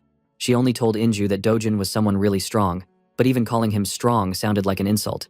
Yet In-ju didn't buy it. She stated who in the world can one-hit that kind of monster in one hit. What Dojun did to that cockatrice was something almost nobody in the hero world could pull off. Juyeon tried to play it down by mentioning her own sister, who was also a monster among heroes, but In-ju still yelled, telling her she'd gone crazy after seeing how strong Dojun was. It's basically impossible for any hunter to kill the monster the way Dojun did. While Juyeon was thinking about how scary Dojun was and who the fuck he is, she decided to change plans on the spot. She told In-ju the rest of the group should stay close to the gate while she and Dojun went further in to hunt. Juyeon walked over as Dojun sliced up the cockatrice for loot, but before she could even talk, he made it clear no one could share the rewards unless they helped out. That was fine by Juyeon. She didn't care about any extra crystals today. Instead, she suggested they head deeper and face something even bigger. When he smiled and agreed, she could tell he was down to hunt stronger monsters and get mad loot. Juyeon totally knew every inch of this rift, so she took the lead and asked Dojun to stick close. Suddenly, she bolted forward at superhero speed, disappearing into the distance. Dojun waited, slung his bag over his shoulder, and then blasted off after her. His takeoff was so strong it almost knocked the Cleom Guild off their feet. If Juyeon moved like a bullet, Dojun was straight up lightning. With the powerhouses gone, the remaining heroes looked at Inju, all feeling a little lame. It was impossible to follow them, so they just had to hunt monsters around the edge. Regular people might call them A-rank heroes, but compared to Juyeon and Dojun, they felt like extras. They had to accept they were just the sidekicks today, not the stars. Deeper inside the woods, Juyeon ran as fast as she could, pausing every so often to check if Dojun was nearby. She thought maybe she'd gone too hard, maybe left him in her dust. Just when she considered slowing down, Dojun suddenly appeared right next to her, asking if they could pick up the pace. Juyeon was so surprised she almost tripped. She was supposed to be ranked second fastest in the whole country, but clearly, she needed to reconsider the list if Dojun could breeze past her. A few moments later, he even stopped just to tease her for running so slow. While Juyeon stopped to breathe, Dojun looked out and spotted a huge mountain range ahead. When he asked what lay inside, Juyeon's face went serious. This was where the Rift's boss, Kassarion, lived, a giant monster that looked like a dragon mixed with a wyvern, stretching as tall as a building. She told Dojun that it usually took 3 S-rank heroes to even try fighting that beast. But Dojun had one thing on his mind. The Kassarion could drop an imaginary grade magic crystal, one of the rarest treasures in the world. He grinned, not willing to walk away from that kind of prize. Juyeon thought it was way too risky, but Dojun didn't care. He was going, even if he had to fight the monster alone. With a catch me if you can, he shot off for the mountains, and Juyeon realized she had no choice but to chase after him. Inside the boss's cave, something wild was waiting for them. Juyeon was nervous, thinking it would take a miracle to beat the Kassarion. But when she arrived, she found the fight was already over. Kassarion was dead, lying on the floor with Dojun calmly cleaning off his knife. She stared, her mind blank. She'd seen many things, but never a monster like him. If he told another hunter about this, maybe she would be called crazy. She then remembered the famous Park Hae-yeol, a top-level S-rank hero known for hunting Kassarions. The first time he went up against one, he brought a team of 30 A-rank heroes and still barely made it out alive. Everyone else died, and he was lucky to crawl away. But Park Hae-yeol wasn't a quitter. Next time, he teamed up with another S-rank and 100 more A-rank heroes. They used every trick, even tearing the monster's wings so it could not fly. Only a few heroes survived the battle, and the damage was so bad that Park Hae-yeol's guild, Sweet Life, still hadn't bounced back, even 3 years later. It was the kind of story that only made Juyeon even more amazed at what Dojun had done, beating the Kassarion alone and making it look easy. Even though Dojun looked like a regular dude, he had just taken down the giant Kassarion monster without breaking a sweat. Juyeon could only stare at him, not believing her own eyes. When he caught her staring, he reminded her that she couldn't get any loot just for standing around. She was a bit annoyed, but was more amazed by how strong this average guy was. She knew that if she hadn't seen it with her own eyes, she would have thought it was impossible. Only someone truly wild could destroy a Kassarion in one hit. Is he a hidden SSS rank hunter like Sung Jinwoo? But nah, this wasn't some kind of manhwa, right? While Juyeon tried to process everything, Dojun just took the magic stone from the boss monster and seemed done with the whole thing. He said he didn't need an escort anymore and could handle things by himself. He also left most of the other loot, like the monster's sharp claws and big teeth, like he didn't care at all. If she wanted those things, she could take them. Juyeon checked, but then realized she didn't need anything from the dead beast either. That evening, the rest of the Cleom Guild saw Dojun walk up with 3 backpacks full of magic stones. It was a sight none of the A-rank heroes could believe. To gather that much, they would have needed at least 20 hours or even 3 days, and the quality of these was off the charts. The group stared at Juyeon, super confused, since she was the one who brought this walking legend along, but even she couldn't explain how he pulled it off. Inju is the most shocked one there. Based on what Juyeon said she just witnessed, if it's true that Dojun took down the Kassarion without any notable gear or even a suit, he could easily be Korea's top hero right now. No, maybe even the best in the whole world at his level. Meanwhile, our boy Dojun didn't care even a bit, looking tired but totally chill, returned with even more bags filled with loot. The A-rankers started whispering that no one outside this gate would actually believe what happened today. Dojun seemed almost myth-level strong, and the group was told straight up not to tell anyone about this outside. They didn't really have a choice except to keep quiet. Meanwhile, Juyeon walked up to Dojun, and the two started talking. To the others watching, it looked like they were a couple having a cozy chat. The Cleom Guild gossiped, kind of rooting for it, since they seemed perfect for each other. Both crazy strong and definitely out of everyone else's league. But Inju soon realized it wasn't a sweet talk, but an actual argument. It was shocking. Nobody ever argued with someone like Juyeon. Yet Dojun was doing just that. The most shocking part came when Dojun handed her a backpack and quietly walked off without another word. The guildmaster just stood there, mind blown. When she came to Juyan and asked her what happened, Juyan explained that Dojun wanted to avoid becoming famous overnight. If the world learned he defeated the Kasurian, he would stand out too much, and that sounded like a headache. Instead, he told Juyan to handle the fallout from the hunt and take the blame or credit herself. Both of them fell silent, surprised by how things went. In the end, Juyan found herself even more interested in this mysterious young man. She couldn't get him out of her head. Somewhere else, the story switched over to Park Hae-al, the legendary S-rank hero with an epic resume in monster hunting. He was training like a madman, pounding his punching bag while his assistant stood by in awe. Park Hae-al led the Sweet Life Guild, though lately they were having a tough time. His assistant tried to encourage him, saying endurance would pay off, and Hae-al agreed, convinced his power would shine bright soon and everyone would respect him as the strongest. The assistant even gassed him up, saying Hae-al's reputation for slaying Kasurians would go down in the history books and no one could ever beat his crazy achievement, except, of course, unless something absolutely impossible happened. But that caliber thing happens on the same level with Stephen Hawking rising from the grave. Park Hae-al got fired up thinking about his own history, ignoring how weak his guild was now compared to the good old days. As tough as things had gotten, at least he could smile knowing he held the title of the guy who annihilated the Kasurian, or so he thought. His loyal servant agreed with a nod, both feeling proud, while they imagined nobody could ever outdo him. Yeah, what a clown. Both of them need to play in the circus for real. While everyone chatted about the country's top heroes, the story suddenly moved to Yongpyo's office. He was reading a report about what happened between Dojun and his cousin Cheol-woo, including all the wild details of the beatdown. Even though Cheol-woo wanted to trap Dojun inside a gate forever, the plan totally backfired. Instead, Dojun awakened new strength and turned the tables. Yongpyo also learned that the one who asked for the hit job was none other than Chairman Haiju, the top boss among Korea's super rich people. At first, Yongpyo thought it was strange that she wanted to target Dojun, but then he found out Dojun was actually her stepson. When Dojun was only 7, he joined the family. But after Chairman Haiju's own child was born, Dojun got tossed out without a second thought. Hearing this made Yongpyo smirk, thinking that even loads of money couldn't keep someone with the same blood from getting the boot if the family didn't want them. When talk turned to payment, Yongpyo heard the job was only worth 3 billion won. To a guy like him, that was nothing. On top of that, Cheol-woo was now half dead after his fight with Dojun, with burns, bruises, and even loss of his eyesight. He wasn't just beaten, his whole future was ruined. Yongpyo actually respected Dojun's savagery a bit, feeling that he might have even gone farther himself and broken a few more bones for good measure. Anyone who thought Yongpyo was only a little bad now saw he was just as twisted as his cousin. I want to slap his face together with Cheol-woo, the goblin-looking guy. As they went over the details, someone brought up that Juyan had also been at the scene and might have helped Dojun out. That definitely caught Yongpyo's attention. He pushed for more info, wondering what the deal was between Dojun and Juyeon. Sadly, his own assistant was clueless. The police had closed the case with hardly any explanation. Yongpyo hated not knowing, so he went off at his assistant, yelling at him to dig up dirt on their relationship. He was convinced Juyeon and Dojun had some hidden agreement. The assistant ran for his life, determined to find something before he lost his mind completely.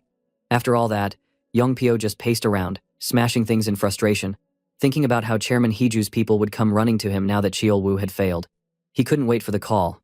After all, Chairman Haiju had deep pockets, and money always made things fun for a greedy villain like him. Meanwhile, Dojun was just heading home after a long day of raiding monsters. He actually enjoyed hunting in a rift instead of a regular gate. It was easier to get rich, even if it made everything more complicated with Juyeon. He remembered that she had warned him. If she sell the crystal, people gonna talk about this, and they would definitely come sniffing around, trying to figure out who took down the Kasurian. She'd agreed to keep all the monster loot hidden for now.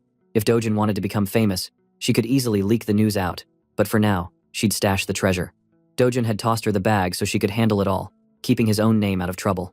Still, he realized he'd need a new way into rift zones that didn't involve Juyeon, since being tied to her was asking for headaches. At least he could look forward to a good night's sleep, since Chairman Huang had hooked him up with a fancy new house. Dojun was feeling pretty chill, until he noticed a bunch of unknown shoes outside the door. That usually meant trouble. He walked in and saw a room full of men in suits who were clearly here for business. Their boss, who looked like a tired version of Nanami from Jujutsu Kaisen, was staring hard at him. Little Yuna saw her brother and ran over, but Dojun was just plain confused. As it turned out, the group's leader was Prosecutor Park. He quickly explained that because of Dojun's connection to Chairman Huang, Dojun was now under emergency arrest. They said he'd been part of an illegal money lending ring run by the shady CEO of HCS Capital. Just like that, Dojun's wild adventure had turned into one big mess. Dojun decided to play it cool when the police busted him. He let himself get handcuffed and dragged into a boring interrogation room, all because of that crazy loan shark drama with Chairman Huang. While Dojun waited, he overheard an annoying voice outside. It was the prosecutor, and that guy acted like he ran the place. He told someone on the phone that both Dojun and Chairman Huang were being good boys in custody. Bro even thanked the person for helping his daughter study abroad. Like, what a licking someone ass move. The prosecutor then walked in, flapping his mouth about cleaning up society's trash. He said he had always wanted to lock up bad guys since he was a kid. In the end, he thanked Chairman Heju and made her rest assured. After that nonsense, he slapped a huge stack of paper on the table, acting like he had a mountain of dirt on poor Dojun. He bragged that, with all this evidence, Dojun could go to jail for at least 10 years. Plus, he already got statements from Huang Chang-sop to make sure everyone involved go to jail for real. Dojun just didn't care. He sat there looking bored.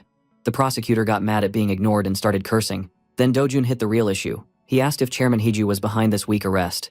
That question totally shook the prosecutor, but he pretended to not even know the name. Dojun thought these clowns must have already joined forces with Chang-sop's side. He came here peacefully, but even he knew things could get ugly fast if he took action. The prosecutor tried to act tough, saying people in his job weren't pushovers. But then Dojun released a tiny bit of scary, killing intent his way. Bro, that worked too well. The prosecutor almost lost it in his pants.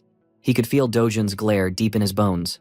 Embarrassed, he wanted to slap Dojun, but just before things got stupid, an intern called him out of the room for something urgent. Turns out, there was a big problem with Dojun's records. The hero detector in the building said he was just a plain old guy, not a hunter. Even after double-checking, it still called him normal. But how could a normal dude get mixed up in these superhuman disasters? The prosecutor wondered if their info was wrong, but since it all came from Chairman Heju's company, there's no way it's wrong. Now Dojun looked like a total mystery. The staff didn't even know if they could charge a regular civilian for superhero-level messes. In his head, Dojun was having a good laugh. If he wanted, he could shred these cuffs and tear the whole building apart. If that blew up, well, maybe he could just take Grandma and Yuna and bounce out of the country. Dude had backup plans for days. But before things got wild, Hyun Ju-yeon walked in. She came looking businesslike, ready to help. Thank God our girl comes. Dude literally about to destroy this shitty place. Ju-yeon wanted to know why he was locked up, and Dojun said he really didn't know. She told him it wasn't a great time to cause trouble. She understood exactly what kind of crazy power this guy really had. She didn't want chaos. Honestly, Ju-yeon had no reason to mess with boring laws today, but she truly believed Dojun was innocent. She told him the Hero Association would start an investigation anyway. They would find out about his fake hero license and dig into the Mappo Rift case. But after all of that, Dojun asked what he cared most about, which is his family, so he wondered how they were doing. Ju-yeon felt like she was his personal secretary, but when she saw his intense, I'm serious face, she said they are safe and promised to take care of them. Leaving the room, she decided to act like his lawyer. Dojun said she owed him, and weirdly, she liked being needed for once. She made sure Dojun knew she would fix this, fast. Wow, look at our girl blushing. And man, she wasn't joking. Ju-yeon didn't try to prove Dojun was innocent with boring paperwork.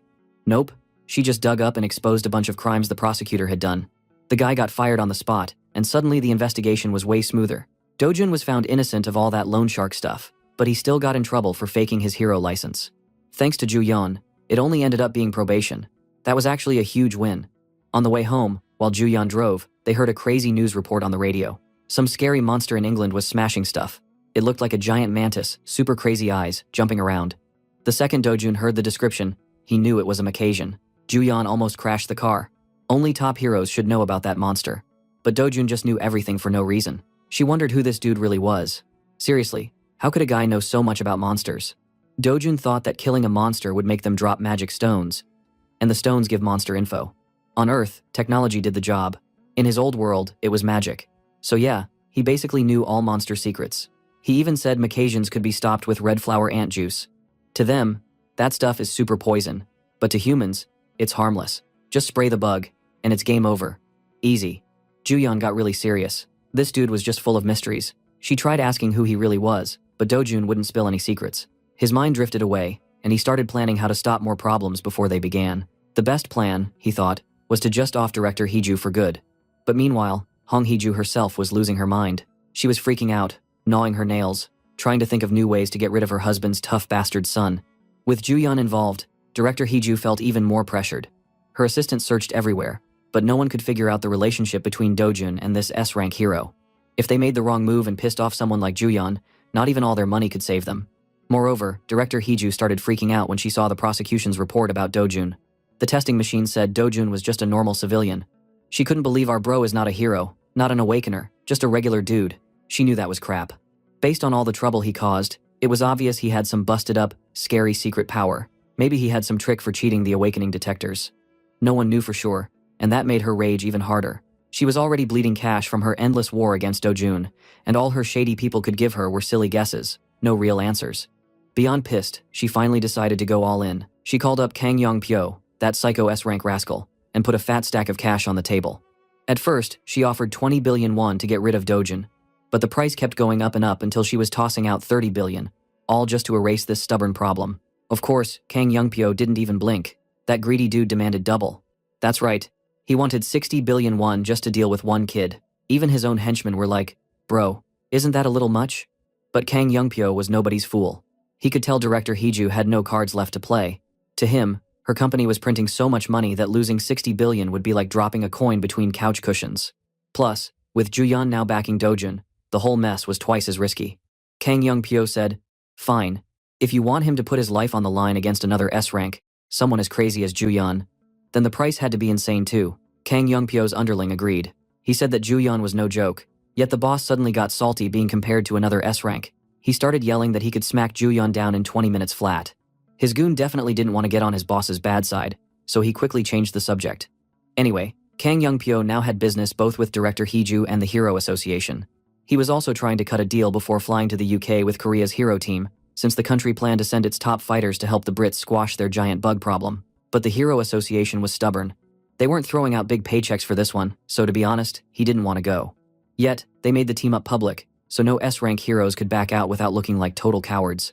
So now, in 3 days, South Korea's best heroes, and a few from Japan too, would jump into the battlefield in England. Kang Yong-pyo figured there was at least one silver lining. He could meet up with his old pal Takashi from Japan's hero squad. Still, nobody had figured out how to handle those Macassian bugs. Finding their weakness would turn any hero into the world's #1 superstar overnight. With these, this Yong-pyo the clown thought he could be that one hero. Keep dreaming, bro. I bet you're gonna be slapped by our MC in the next minute. Meanwhile, things in England were getting spicy. Those Macassians were marching towards Cambridge, and even the strongest British heroes were struggling.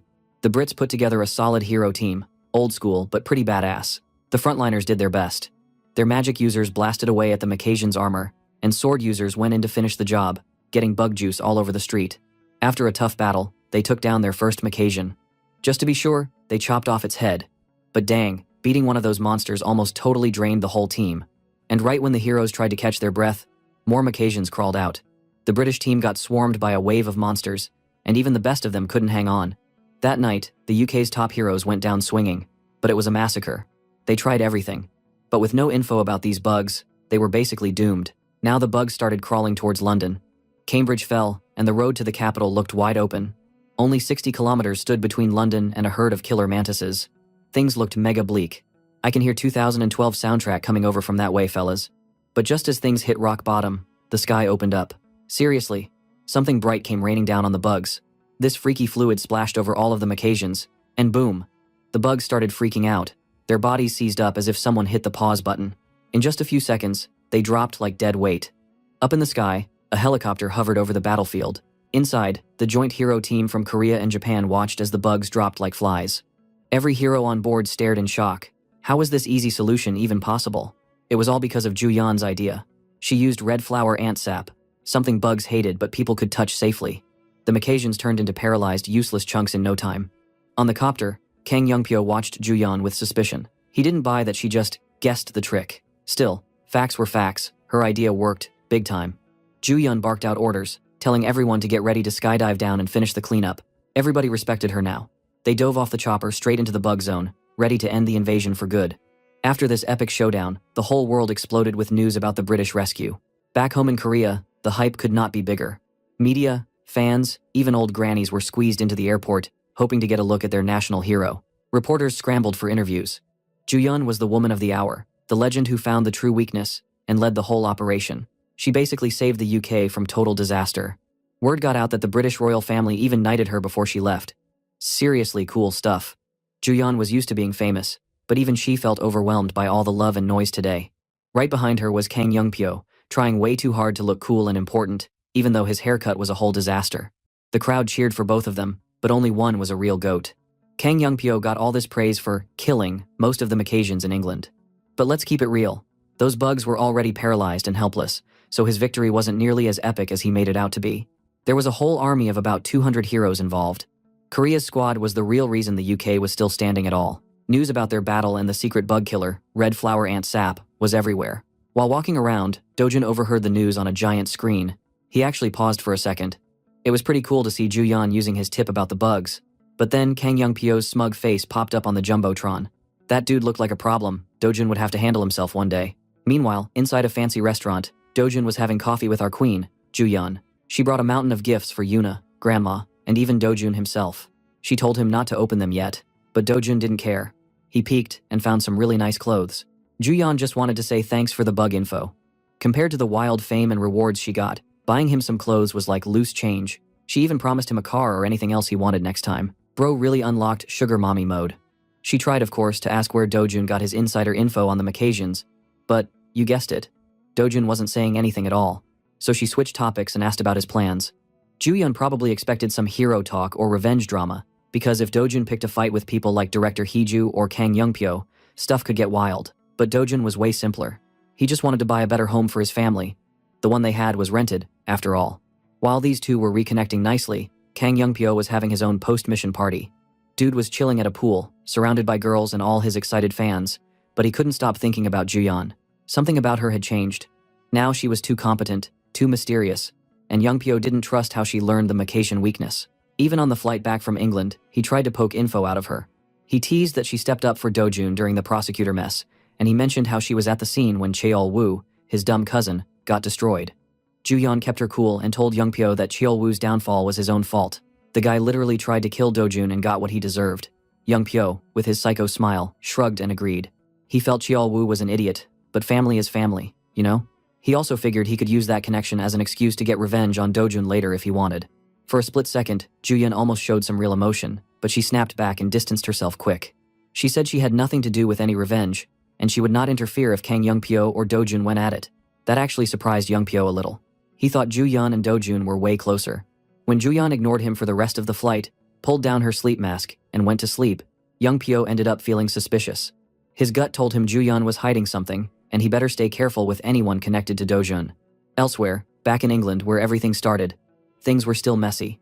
The spot where the Macassians came out, Long Sutton, was all torn up. There were still broken trees and destroyed land everywhere. The British Hero Association was low on fighters but sent teams into the rift to grab as many magic stones as possible before the next wave hit. Outside, a bunch of D-rank guards stood watch, chatting about how easy it would have been for even weaklings like them if they had known the Macassian bug trick. They felt like idiots for missing their chance at big money. The guards remembered the rule. After a rift overflows with monsters, it can never go back to a safe gate. Second waves always brought a new monster. And a lot of countries had been wiped out by surprises like that before. Nobody liked the feeling of not knowing what might crawl out next. Suddenly, the rift pulsed with weird energy. The team inside had only been gone 5 hours. Nobody should be coming out yet. Naturally, the guards went on high alert. Usually, they expected mining teams, or maybe some sneaky thieves hoping to grab drop stones. But what stepped out was not normal. From that broken rift came a strange person, humanoid but clearly not a hero. The guy wore strange, otherworldly armor, and his face was covered in brutal scars.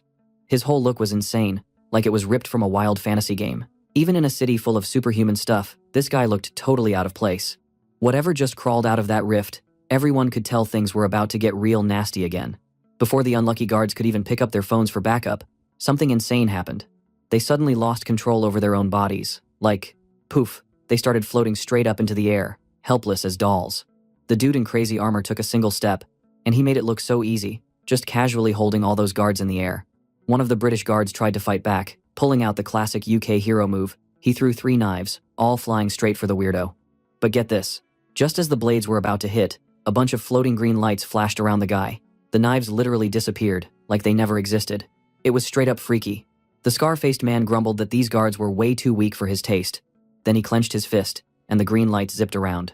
Suddenly, the guards were getting diced up, arms and legs flying everywhere. Bro, imagine getting turned into a potato crisp at work. Even worse, a gross smoke, black and sticky, started pouring off his body. With that dark stuff, the guy summoned a weird phone right out of the air. Checking the phone, the ugly dude found out the current percentage in this world. He figured out that he'd been gone from Earth for 10 years. 10 years. but his hardcore mission was only at 20% completion. All his work opening rifts across dimensions, and it still wasn't enough. He thought about giving up, but nah, that quitter drama wasn't for him. He decided to amp up the mana levels and keep pushing. But first, he wanted to clean up this shitty place, maybe get rid of all the weaklings. That gave him a twisted little smile. Meanwhile, halfway across the world in South Korea, life was way more chill. Dojun was out on another one of his farming runs in Paju, just doing his thing and totally clueless about the psycho in England. With only his backpack, Dojun stepped into the off-limits area, cool as always. Suddenly, his super senses tingled. He felt weird vibrations under the ground. He knew exactly what that meant. Gross worm monsters. These things burst out with bodies covered in nasty metal spikes and mouths full of razor fangs. Dojun stood right in the middle of all that action, looking bored. Instead of looking at the monsters, he just checked out the tunnels they left. One quick glance, and he figured out there were about 26 worms below, spread out in 100 meters. That's some next-level IQ, dude. I'm impressed. Dojun got a wicked smile and powered up some mana in his hand. He wanted to see how many worms could even survive just his first magic attack. He fired the energy blast right down the hole, then waited. Silence then. Boom. Explosions went off all around, blasting debris and flames everywhere. Those worms below, they got cooked and shot out of the ground, flopping around on fire. With this style, Dojun didn't have to get dirt all over his drip. He was all about working smart, not hard. Back in the city, things were tense in a big, fancy office. Deputy Director Min Honki and his boss, Na Tae-wang, from the Korea Hero Association, were having a serious meeting. Their main problem? So Dojun. None of their hero meters could even measure his strength. Some bigwigs thought it was dangerous for someone that busted to be roaming around unleashed. He wanted Dojun to answer all the association questions, no matter what it is. The deputy read out the report. Ever since Kang Cheol-woo tried to get rid of Dojun in a gate, everything got weird. Dojun somehow survived, came back way stronger, and dealt brutal payback. He shut down the Mappo Rift solo. Sure, he played rough, but he always seemed to have a solid reason. In short, Seo Dojun wasn't just strong, he was all but unstoppable. Na Tae-wang said wild untamed power was the toughest to manage. But hey, at least this wild horse was now inside their stable. They found out why this meeting happened. Dojun requested a hero license. And not just any license. Because he had a guarantor, none other than the country's favorite, Juyeon. He got special treatment. The association old-timers couldn't believe it. But there was no way they wanted to cross Juyeon. With her superstar power, they rushed through the process in record time. Just like that, Seo Dojun was officially South Korea's 8th S-rank hero, and he hadn't even set foot inside the association office. Yeah, absolutely nepotism. With this new status, he could now hunt wherever he wanted. No more rules or babysitting. Absolute freedom. Just an hour later, word of Dojun's latest mayhem, the Flaming Worm Massacre in Paju, reached the big boss at the Hero Association. Instead of being scared, the director just laughed. He liked having a new S-ranker, living up to the hype. Ordinary heroes needed a whole squad to clear a rift like that. Dojun? He soloed the dungeon like it was nothing. Most people would call that craziness. One vice president, who had always been against Dojun, was now flip-flopping. Suddenly, he wanted to make Dojun a celebrity, splash his story all over the news, and turn him into the association's golden boy. Luckily, the deputy shut that wild idea down fast. Min Hun-ki, the deputy, said they should at least get Dojun's opinion before turning his whole life into a circus for the public. The vice president, though, was pushing hard. He thought that introducing a new S-rank hero to the world would give stressed-out people some hope. He was a real salesman, pitching the idea to director Na Tae-wang like it was the best thing since matcha latte, but the director wasn't buying it. He wanted to play it safe and meet Dojun face-to-face first. Wise move, old bro. You are safe from Dojun's slap for now at least. Meanwhile, Dojun was still busy in his own Monday is Murder Monsters mode. He hacked through another unlucky worm with total ease. All the remaining worm monsters tried to gang up on him, but honestly, their attacks were so obvious to him it was like fighting in slow-mo. With magic burning through his hand, Dojun pulled off this crazy sweeping move, beheading a dozen worms all at once. He landed in the classic superhero pose, surrounded by a pile of monster meat. The ground was totally covered in defeated worm bodies. Dojun just stood on top of the heap, hands smoking and looking fresh, farming all the aura in the world like a boss. Heck yeah, this is cool as fuck, not gonna lie. He let out a sigh. Yeah, this level of non-stop monster killing sucked up a ton of mana. His hands even looked a bit crispy from all the magic. That meant only one thing. It was finally time for Dojun to get himself a proper weapon. No more bare hands for this guy, he needed something special. After all, he was a sword god. Just read the title, you dumbass. Punching God is from another manhwa. So, he headed to the Gasan Hero Complex, where heroes buy their gear. Dojun picked a shop that looked chill and walked in. Behind the counter was some random bruised-up shop bum, totally glued to his phone and not even interested in customers. The bell rang as Dojun entered, but the guy just asked if he had a reservation without even glancing up. Bro didn't care that Dojun was a paying customer. Dojun ignored all that. He dumped his heavy backpack on the counter and told the guy he wanted a weapon made out of everything inside. The bum said no way, only people with a reservation could get service. Apparently, Dojun had already been rejected everywhere else on the street, but this was the only shop that even picked up his call. Still, the bum wouldn't budge, acting super annoyed at having to look away from his phone. At this point, Dojun's patience was about to explode. He grabbed the guy by the collar, asking who the boss of the shop was. The bum claimed his dad was the owner, so Dojun told him to call the higher up as soon as possible. He didn't come here for nothing. He came because someone he trusted, Ju Yun, by the way, recommended this place. The bum eventually slunk off and went to get his father after hearing our girl name. Soon out came the real craftsman, an old dude in a funky welding mask, Choi Cheol Guang, a master at making hero weapons. Dojun told him straight up that Ju Yun sent him, and both father and son immediately realized this was no ordinary customer. The old man was stunned that a huge celebrity like Ju Yun knew about his little shop. But Dojun wasn't here to chat. He pulled out his monster loot, a giant black viper's fang. The old man checked it out, impressed. It had been ages since he saw a material that rare. Dojun had one request. Make him a sword, as long as possible. Because, let's be real, who doesn't want the big sword, right? If you know what I mean. The old man explained that stretching non-metal like that could make it break easily and suggested making 2 medium swords. But Dojun wasn't having any of that average compromise. He wanted both pieces fused into one mega blade. Length over everything, bro. And oh, he wanted max mana absorption too. The bum finally interrupted, totally annoyed but bragging his dad had already made grade 3 weapons, pretty legit. Dojun just picked up a sword from the display case. He checked the material and said it was only grade 5, not even that high. Then he did something crazy. Took the blade and crushed it with nothing but his bare hands. The sword shattered like glass. Both the bum and his dad stared in disbelief. This was supposed to be their pride and joy, now just a pile of knife confetti. Dojun basically told old man Choi, if you want to make trash, don't bother. If I can break grade 5 metal like this, just imagine what I'll do if you try to scam me. Yeah, dude was not someone you wanted to play games with. With the shop boss convinced, and more than a little scared, Dojun finally secured someone to do the job. Then he was off to do what he does best. More hunting. Today's target was a green-skinned cyclops, a one-eyed monster freak show. This big boy sensed something dangerous approaching. Dojun's killer vibe. While most hunters suited up in pro gear, Dojun just rocked his regular jeans and hoodie. The cyclops didn't waste any time. He tried to stomp on Dojun from the start. When that failed, the monster went nuts, grabbed a whole tree, and swung it around. But Dojun dodged like it was nothing. Then Dojun flashed in and sliced a chunk off the monster's shoulder. The beast wailed like a baby, but it wasn't done yet. It went wild with strength and rage, swinging and smashing everything. Dojun didn't flinch. Not even a little. He just cut 2 more juicy wounds into the beast's body, a full-on bloodbath. If this was just any ordinary monster, that would have been game over. But Cyclops monsters are tanky. They heal so fast, regular pain doesn't even matter to them. But Dojun already knew that. For unbeatable healing? Simple. You just keep smashing and cutting until healing can't keep up. What a classic move, bro. Our goat wasn't here for a challenge. He was here for a lesson in pain. Dojun didn't let the Cyclops catch its breath.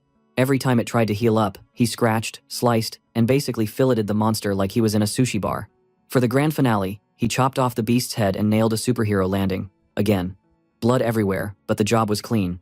Victory went to our main dude, who sighed from a bit of tiredness, maintaining that mana sword was way too draining right now, as expected. But Dojun was here for a reason. He pulled out a pitcher, dipped it into the monster's gaping wound, and just filled it up with fresh Cyclops blood, like it was orange juice. Yeah, gross, but genius. The whole point of this hunt was to get that rare blood for his new weapon. When he got back to the hero district at sunset, the same bored shop bum was at the counter. Dojun plopped the pitcher of blood down and told the guy, without a word wasted, to give it to his dad. With this plus the 2 black viper fangs, the sword could finally be made right. He didn't bother explaining. He just left. Everything needed for the blade was now in the shop's hands, but for the best mana absorption, he still needed one secret ingredient. And there was only one spot on Earth to find it. While Dojun mapped out where to get his last rare material, his S-ranked sugar mommy, Ju Yun, was on relax mode. Well, trying to be anyway. While chilling during her vacation, she answered an important call from our boy. They both talked something about Brazil. After the call, Zhang and Ju dropped a bomb. The association had picked Brazil as the next place for a hero mission. The Brazilians had basically admitted defeat. Their rift is so wild, their government and hero squad gave up on handling it alone. For Korea, that meant money, danger, and a ton of rare monster loot up for grabs. Inju urged Juyeon to bring her friend. She was totally hinting at Dojun, the guy who fought the Caesarian with her and maybe had a little romantic thing going on. Inju thought it'd be great for the new S-rankers to team up. After a lot of teasing, she finally got Juyeon to promise she'd accept the Brazil mission. But would Dojun actually come? Total mystery. Back in the Gasan Hero Complex, Old Man Choi was stunned by Dojun's weird genius. He never would have believed monster blood could melt and fuse viper fangs together like that. With the Cyclops juice, he could make a blade as long as Dojun wanted, almost 180 centimeters. Bro, that's taller than you guys. Now that's a sword.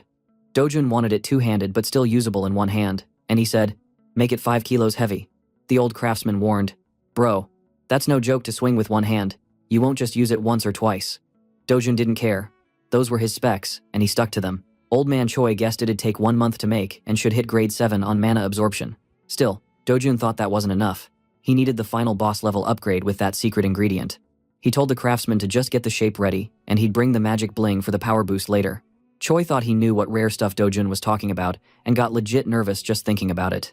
A few days later, Dojun met Juyeon in the city. Just like she promised, she showed up with a brand new car for him.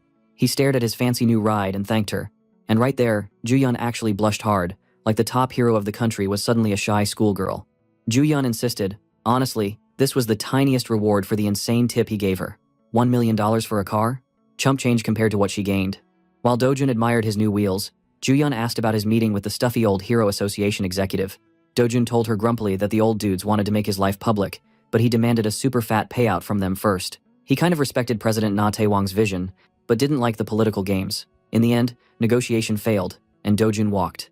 Once his car check was done, Dojun hopped in, and Juyeon wasted no time jumping in the passenger seat. While they buckled up, Juyeon told him about the Brazil operation prep. The second he heard Brazil, Dojun kind of zoned out, locked in on her face, and softly asked if she was going. Juyeon stammered yes, then Dojun straight up invited her to go together. His Brazilian riz was next level, because Juyeon immediately went red in the face. Bro had the strongest game in the country. Meanwhile, across town, there was another person seeing red because of Dojun. The evil rich witch, Director Heju, was getting strung along by scammer-in-chief Kang Young-pyo. He was guzzling up more of her money, demanding bigger payments for the operation, and he hadn't even tried to kill Dojun yet. Director Heju was losing it, thinking about dumping him and just hiring some random killer for the job. Kang Young-pyo, though, started dropping intel bombs. He told her that Dojun had just become an S-ranker, same league as him now. Director Heju thought it was impossible. The weak kid she banished was now a world-class hero? Kang Young-pyo told her to catch up. He spent big cash on this info, and if she didn't believe it, just wait until Dojun walked into her place and handled business personally. Killing her, of course. That scared the life out of that witch. She begged Young-pyo not to bail, promising she'd pay whatever it took to erase Dojun from this story. But Young-pyo's mood flipped. He said, forget cash. He wanted heavy business deals with her company from now on. Director Heju would have signed her soul just to be safe. Suddenly, Young-pyo got a message that made his eyes light up. Seemed like the universe just handed them the perfect chance to finally deal with Seo Dojun. A few days later, the whole country got swept up in a fresh wave of hero mania. News broke about another crazy overseas mission for Korea's top heroes. Social media was losing its mind. People wanted to see what would happen when 5 S-rank monsters landed in Brazil to save a country teetering on the edge. There was a lot of national pride, everybody cheering for their favorite stars. Let's check out the lineup. Jung Sung-ho, the solo carry money chaser from P Group. Park Hae-yeol, a dude whose guild had pretty much crumbled, so he was showing up for the cash reward. Hyun Ju-yeon, the legend herself, still riding high after saving Britain from disaster. And of course Kang Young-pyo, the crazy one who would do almost anything for those sweet tax-free magic stones. Just scoring one of these stones could completely change a regular person's life. But the real mystery for everyone was Seo Dojun. Not a lot of fancy hype for him on the live streams. People just called him a rookie, making his first big appearance on the worldwide stage. They didn't know what was coming. The plane ride was long, but nothing wild happened. When they landed in Sao Paulo, Brazil, the National Hero Association was super stoked to host the Korean S-rankers.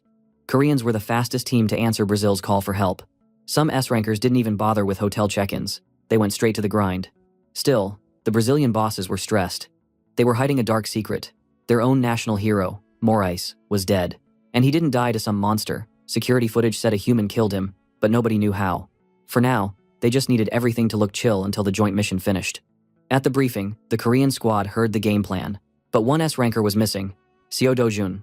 Juyeon texted him. Turns out, he jumped straight onto a new plane. He was already on his way to the riskiest rift, up in Santarem. Juyeon saw this and started silently freaking out. This dude was going straight into the worst danger, solo. The official plan was for heroes to spend a couple days getting used to Brazil and only then go into assigned rift zones. But Dojun? Nope. He was already out there. Bet he wants to get the special item fast, right? After the meeting, Ju-yeon wasted no time. She grabbed a taxi headed straight to Santaram. Kang Young-pyo snooped on her, trying to get her to stay put, but she told him right to his annoying face that she was going anyway. Even he thought heading to Santarem was suicidal. The place was basically a wasteland thanks to the monsters. When Ju-yeon got there with her Cleome guild, they caught up to Dojun just as he was heading out. Ju-yeon demanded to know why he rushed in. Dojun was chill and claimed they were the ones who were late. They started bickering like a couple of old married folks. Finally, exhausted by the questions, Dojun said he was here for the blue croco. That meant nothing special to Ju-yeon, and she didn't like how he kept treating her so casually. She tried to remind him she was older and deserved more respect, but Dojun just ignored all that noise. The Cleome guild watched all this and couldn't believe what they were seeing. Their guild leader Jong In-ju had definitely never seen someone risk bossing Ju-yeon around before.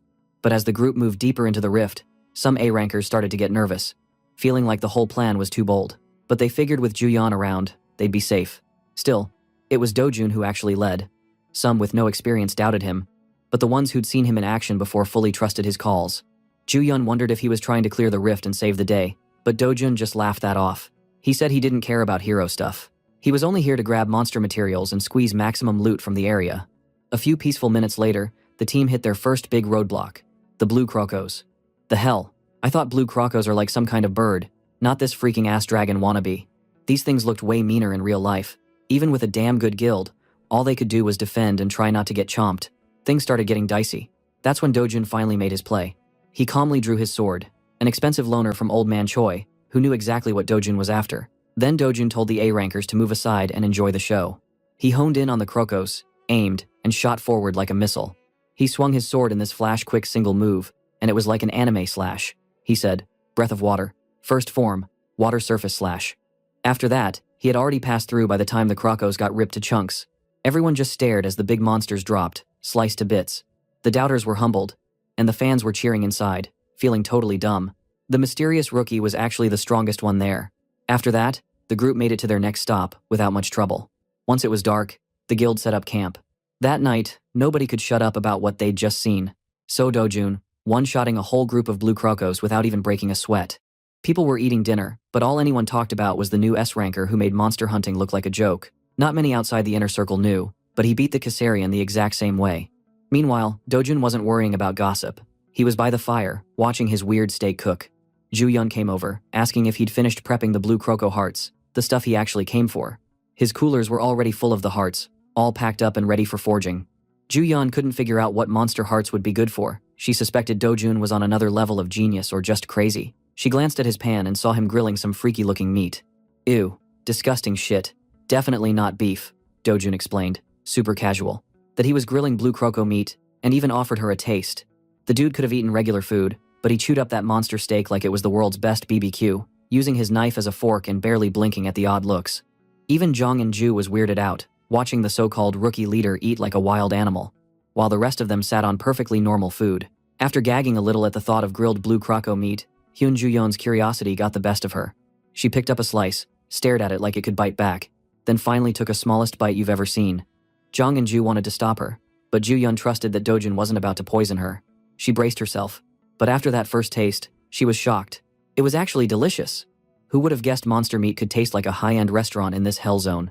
So, there they sat, two campers, chewing on freaky blue steaks while everyone else just watched in disbelief. Curious, Jong In-ju pulled Dojun aside and whispered the real question. How could a nobody like him charm Korea's top hero? Miss Ju-yeon had never fallen for anyone before. What special riz did he have? Did he have secret moves, or did Ju-yeon just like mysterious, monster-hunting weirdos? The word romance sent Dojun's brain spinning back to his old Imperial Academy days, and the wild memories, romantic, tragic, and even heroic, of Mazel Grain, Luenda Lazulian, and especially Veronica, the knight. Damn bro, he got all the girl. Definitely success rizzing all the girls. You better ask him how.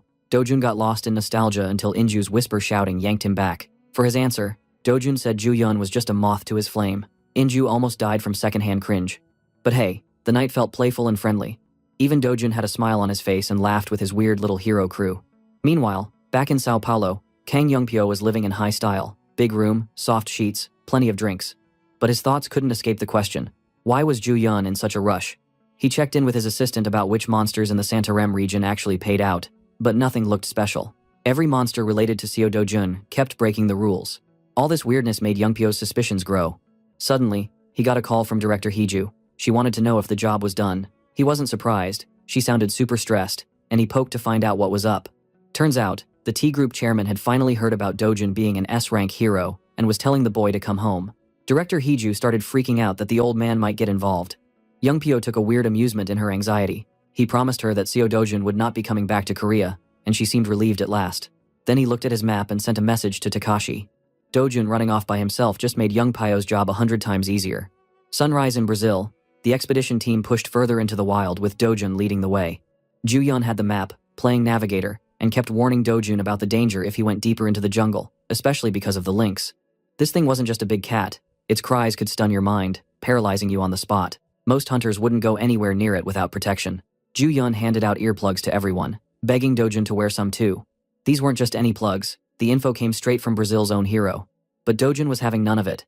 He just calmly refused, like earplugs were for babies. Ju-yeon didn't want to back off. She kept trying to convince him that this was the smart move. Dojun, of course, just wandered into the thick green jungle without looking back.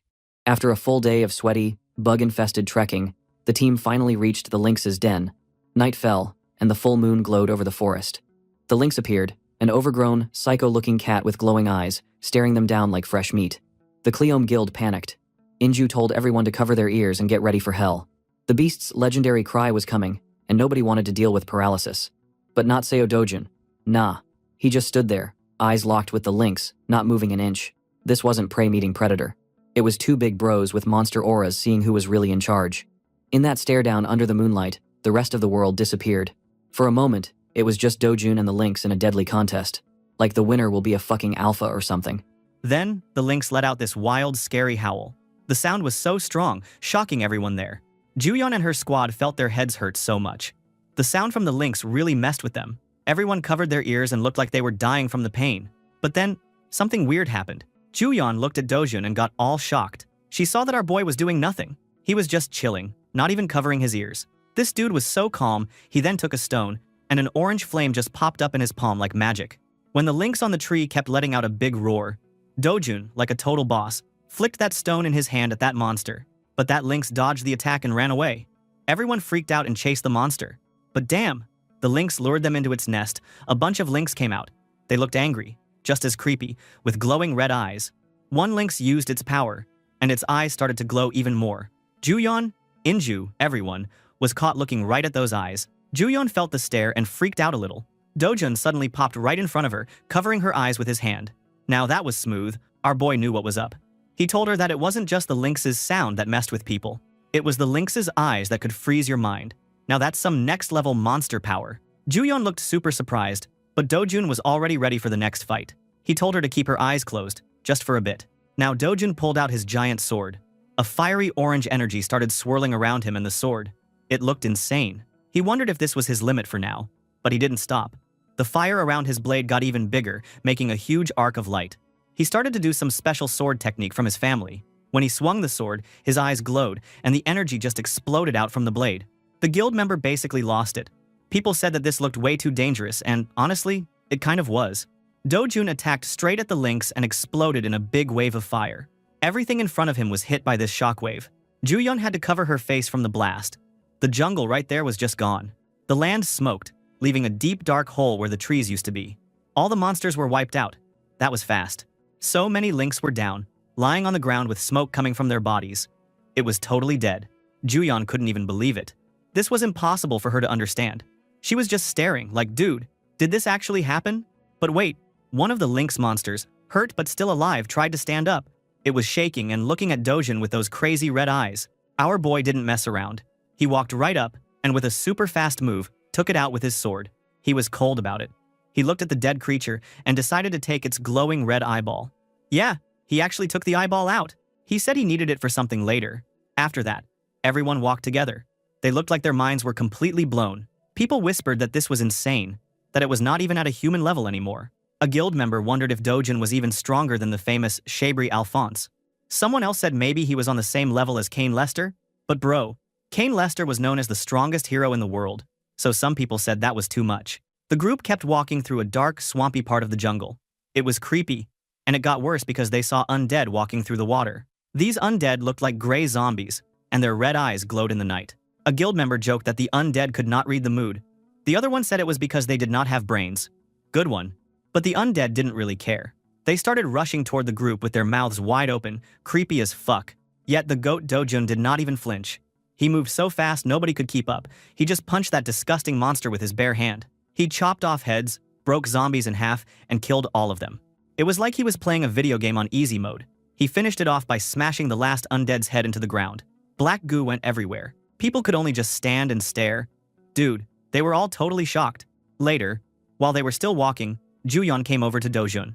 She wanted to know about his awesome sword move. She asked where he learned it, and she talked about the crazy red sparks and the cracking sound it made.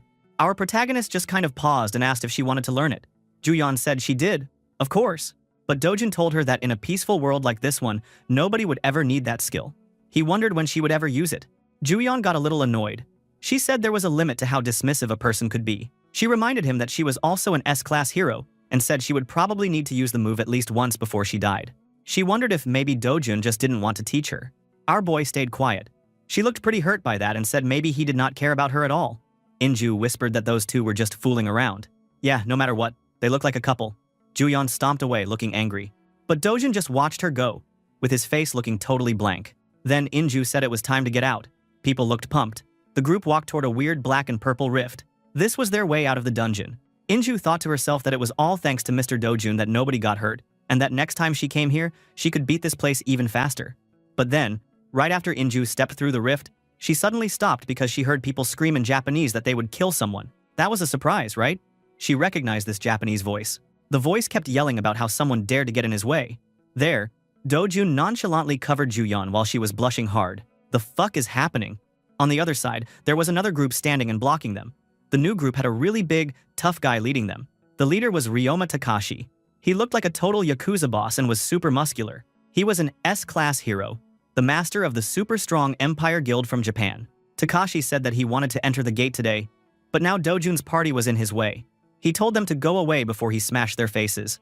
But suddenly, our boy said that Takashi's party was probably just trying to mess with them. Juyeon was surprised. She asked Dojun if he really could speak Japanese. Dojun answered that he could, kind of, but really, it was the real Dojun who had studied it. Takashi got even more menacing and started cursing at Dojun.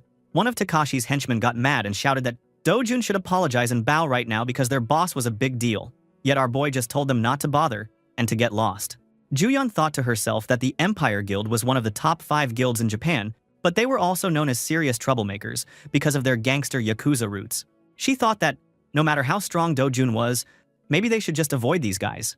Suddenly, Inju jumped between the two groups, trying to calm everybody down. She begged both sides not to fight, but Takashi threw insults her way, calling her all sorts of nasty names. He even called her a bitch. Inju's guild members started shouting, swearing at Takashi, and everybody started yelling at each other. Finally, Inju told everyone to shut up. Inju tried to explain who she was, the leader from the Gillyflower Guild, and said maybe they could settle things there. Takashi acted like he didn't care. He said he had never heard of her guild, and joked in a slimy way that maybe she was just looking for a man, but he promised her turn would come. Ugh. Now, Dojun had enough. He stepped forward, tried to protect both girls, but Takashi smiled like he wasn't scared at all and said that he was planning to kill him anyway, so he wanted him to just wait a little. He then punched our boy. Yeah, that's crossed the line for sure. Dojun thought to himself that this was definitely a provocation. Our boy said he would accept the challenge. He then dashed forward and punched Takashi back, throwing him down to the ground. Takashi's men couldn't believe what just happened. Dojun turned to Takashi's guild and told them to step back, because this was self-defense. The other guy hit first. He told them that this was going to be a one-on-one fight, and the rest were just small fries who should back off. Suddenly, Takashi took off his clothes and agreed. He told all of his men to step back. He then got up. His body started to glow with a creepy red aura and his muscles got even bigger. Juyeon watched, worried. She only begged at Dojun, asking him to maybe only kill half of them. The fight started, and Dojun suddenly moved at insane speed. He jumped straight at Takashi and stepped on his head, then kicked him so hard. Bro. Takashi landed with a groan, looking super confused and embarrassed. He wiped sweat from his face and started to realize this fight was not going the way he wanted. In his head, this was impossible and wondered who the heck this monster Dojun really was. He thought everything he heard about him was wrong. Why? A fucking rookie could be this strong. This time, Dojun gathered blue energy all around him and his eyes looked super dangerous. He stared at Takashi like he was about to end things for real. Takashi was super scared now. He yelled as loud as he could and ran away. But bro, Dojun just stopped Takashi and stopped him easily. Then he reached out, grabbed Takashi by the face, and that man instantly looked super scared. He asked if someone had told Takashi to pick a fight with him. Takashi, totally terrified and sweating buckets, could only keep silent. Well, our boy had a rough idea and begged Dojun to spare him. But Dojun just said nope. He slapped Takashi across the face so hard you could almost hear it, then punched him in the stomach with so much force that Takashi actually left the ground before crashing down, totally knocked out. Dojun stood over him with his arms crossed, like this was just another boring day. Inju watched the whole thing and said that she knew it would end up like this, but wow, Dojun made it look so one-sided. She muttered that Takashi would die at this rate and begged Juyeon to stop Dojun. Juyeon ran over just as Dojun was about to punch Takashi again. She shouted for him to stop because Takashi would actually die if he hit him one more time. Our boy just said he would take responsibility, but Juyeon yelled at him, asking how he could even say something like that and what kind of responsibility he was talking about. Anyway, she told him not to do stuff he would have to take responsibility for. Dojun shrugged it off and said he had seen plenty of bad guys like Takashi before, and it was better to just get rid of them. Meanwhile, Takashi's gang tried to help their boss, and Juyeon, with Inju, actually had to hold Dojun back to make him stop. Inju told him there was no need to get himself in trouble over someone like Takashi. Inju then turned to the other Yakuza guys and said they must have realized now that Dojun was out their league. She told them that if they didn't want to end up like Takashi, they had better answer him honestly. All the Yakuza henchmen shouted, yes, totally terrified. Dojun looked down at them with his cold gaze. He told them that just kneeling wasn't enough. He wanted them to put their faces on the ground. The Yakuza guys all pressed their heads into the dirt so fast you could almost hear their fear. Dojun said that the Yakuza used to cut off their fingers when they messed up, right? Then, one Yakuza got scared out of his mind and begged for forgiveness. Dojun told him to say, I'm sorry for being a piece of shit, and he would let it go. The long-haired guy in tears did exactly that. The Cleome Guild couldn't help but grin at the show. Now, the story switched to an office in Sao Paulo. There was a Brazilian director who was checking a report. He could not believe what he was reading. He asked how he was supposed to believe that an S-class hero like Takashi was beaten so badly he might never recover, and that the opponent was only one person. Juyeon and Inju stood in front of his desk. Well, the report must be true, because Takashi was the only person who got hurt. The director was frustrated because he wanted Korea and Japan to work together to close the mountain rifts, but now, after seeing the report, he could tell it was not only Brazil's problem. He said the matter would go to the Korean and Japanese hero teams instead. He then asked Inju if they saw anything weird near the mountain rifts. Inju thought for a second, but said nothing was unusual. The director let it go, but asked why Dojun didn't come, since his name was everywhere in the report. Juyeon explained that Dojun said he had to wrap things up and left. The director was confused and wondered what that meant. Suddenly, the story changed to a hospital room. Takashi was lying in bed, literally wrapped up in bandages from head to toe. He was so shocked because Dojun was standing there, holding a nice bouquet of flowers. Dojun told him to stay still, because he was here for an official visit. Then he pulled out the glowing lynx eyeball from the bouquet and pressed it right to Takashi's bandaged face, like some kind of creepy magic trick. The eyeball started to glow, and so did Takashi's own eye, like he was being hypnotized. Dojun told Takashi to explain what happened. Takashi started speaking in a mumbling, messed up way, saying it was because of some insects, and that he caused a lot of trouble for the Korean heroes. After that, Dojun just left the hospital room, looking serious and determined. Takashi started cursing quietly to himself, hating the Yakuza now. Well, our boy doesn't care about anything but his own interests. Somewhere else, inside the Korean Hero Association office, Director Tae Wang and his assistant were talking about the drama in Brazil. Apparently, every news story now is just about So Dojun. People couldn't get enough of him, from how strong he was to make S-rank hero knock out, and the gossip about how strong he really was. The assistant was amazed too, and asked if it was really true that the Japanese Hero Association stopped looking into what happened. Director Tae Wang said that was what he heard. Even Takashi, the guy who got beat up, had admitted the whole thing. The director also guessed something big must be happening on the Japanese side, since normally Takashi was always making trouble, but now everyone was being hush-hush. The assistant wanted to know what kind of something was going on, but the director just said it was hard to know. He felt that, with Dojun in the middle of everything, the balance of the world's heroes might be about to go totally crazy. That did not sound chill at all. Later, at a fancy hotel, all the heroes from different countries were getting ready for the big operation to close the Brazil rift. There was even a cool pre-battle festival to help everyone relax and make friends. Heroes were mixing it up, planning, and getting in the mood to beat up some monsters. Inside the giant hotel ballroom, Dojun showed up looking sharp in his long coat. Dude, he was the center of attention. As he walked by, people could not stop staring and whispering. The big rumor was that Dojun had totally destroyed Takashi, and the story was spreading everywhere. Inju even said to Juyeon that Dojun was so amazing he made everyone else seem ordinary. But Juyeon seemed kind of down. Inju noticed that and wondered what was bothering her friend. Maybe Juyeon saw something that brought her down? Then, she could see a pretty girl was now talking to our boy, Gloria Tyler. She was America's own S-class hero, and everybody loved her. She was even ranked #1 in the Hero Beauty Poll. Inju Cupid's alarm was ringing like crazy and slapped Juyeon on the back. She told Juyeon to stop just sitting there and to do something. Juyeon was confused, but decided to walk over to where Dojun was talking with Gloria. Gloria said it was fun and told our boy, "See you again, Kessel." Juyeon just stood there, confused, and asked Dojun who Kessel was. Dojun said it was him. Juyeon was shocked. She couldn't believe Dojun had a secret English name, and it sounded like he used it before. Yes, this guy is too mysterious for her. She wondered to herself if Dojun used to live abroad, but she checked up on him in the past and never found anything about that name. She felt a little mad that he never told her about it. While all this was going on, off in a corner, Kang Yongpyo watched everything. He looked smug and was sipping champagne. In his mind, he thought Takashi was an idiot and couldn't even handle someone like Dojun. He figured he would need to step in and handle Dojun himself. "Yeah, bro, you're gonna be slapped in the face in a couple of chapters. I can smell it from 1,000 miles away." At the same time, this asshole eavesdrops on Juyeon and Dojun, and she says to our boy that he needs to be careful. Even though Dojun was strong, the enemy wouldn't always fight fair. There were still heroes who were friendly with Takashi, and these guys could be tricky.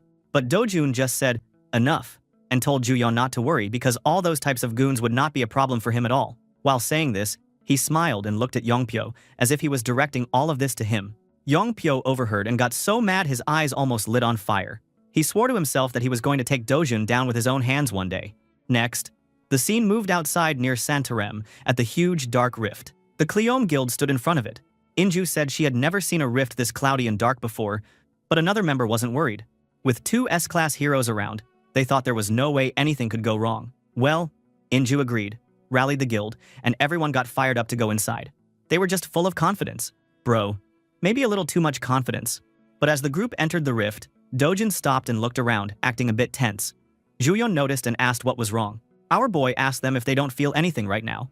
Inju shook her head, and Juyeon said she did not feel anything strange. She asked Dojun what he meant. Yeah, Dojun had a bad feeling. He realized that the mana, the magic power in the area, was getting stronger and stronger. It was rising fast, and something felt seriously off.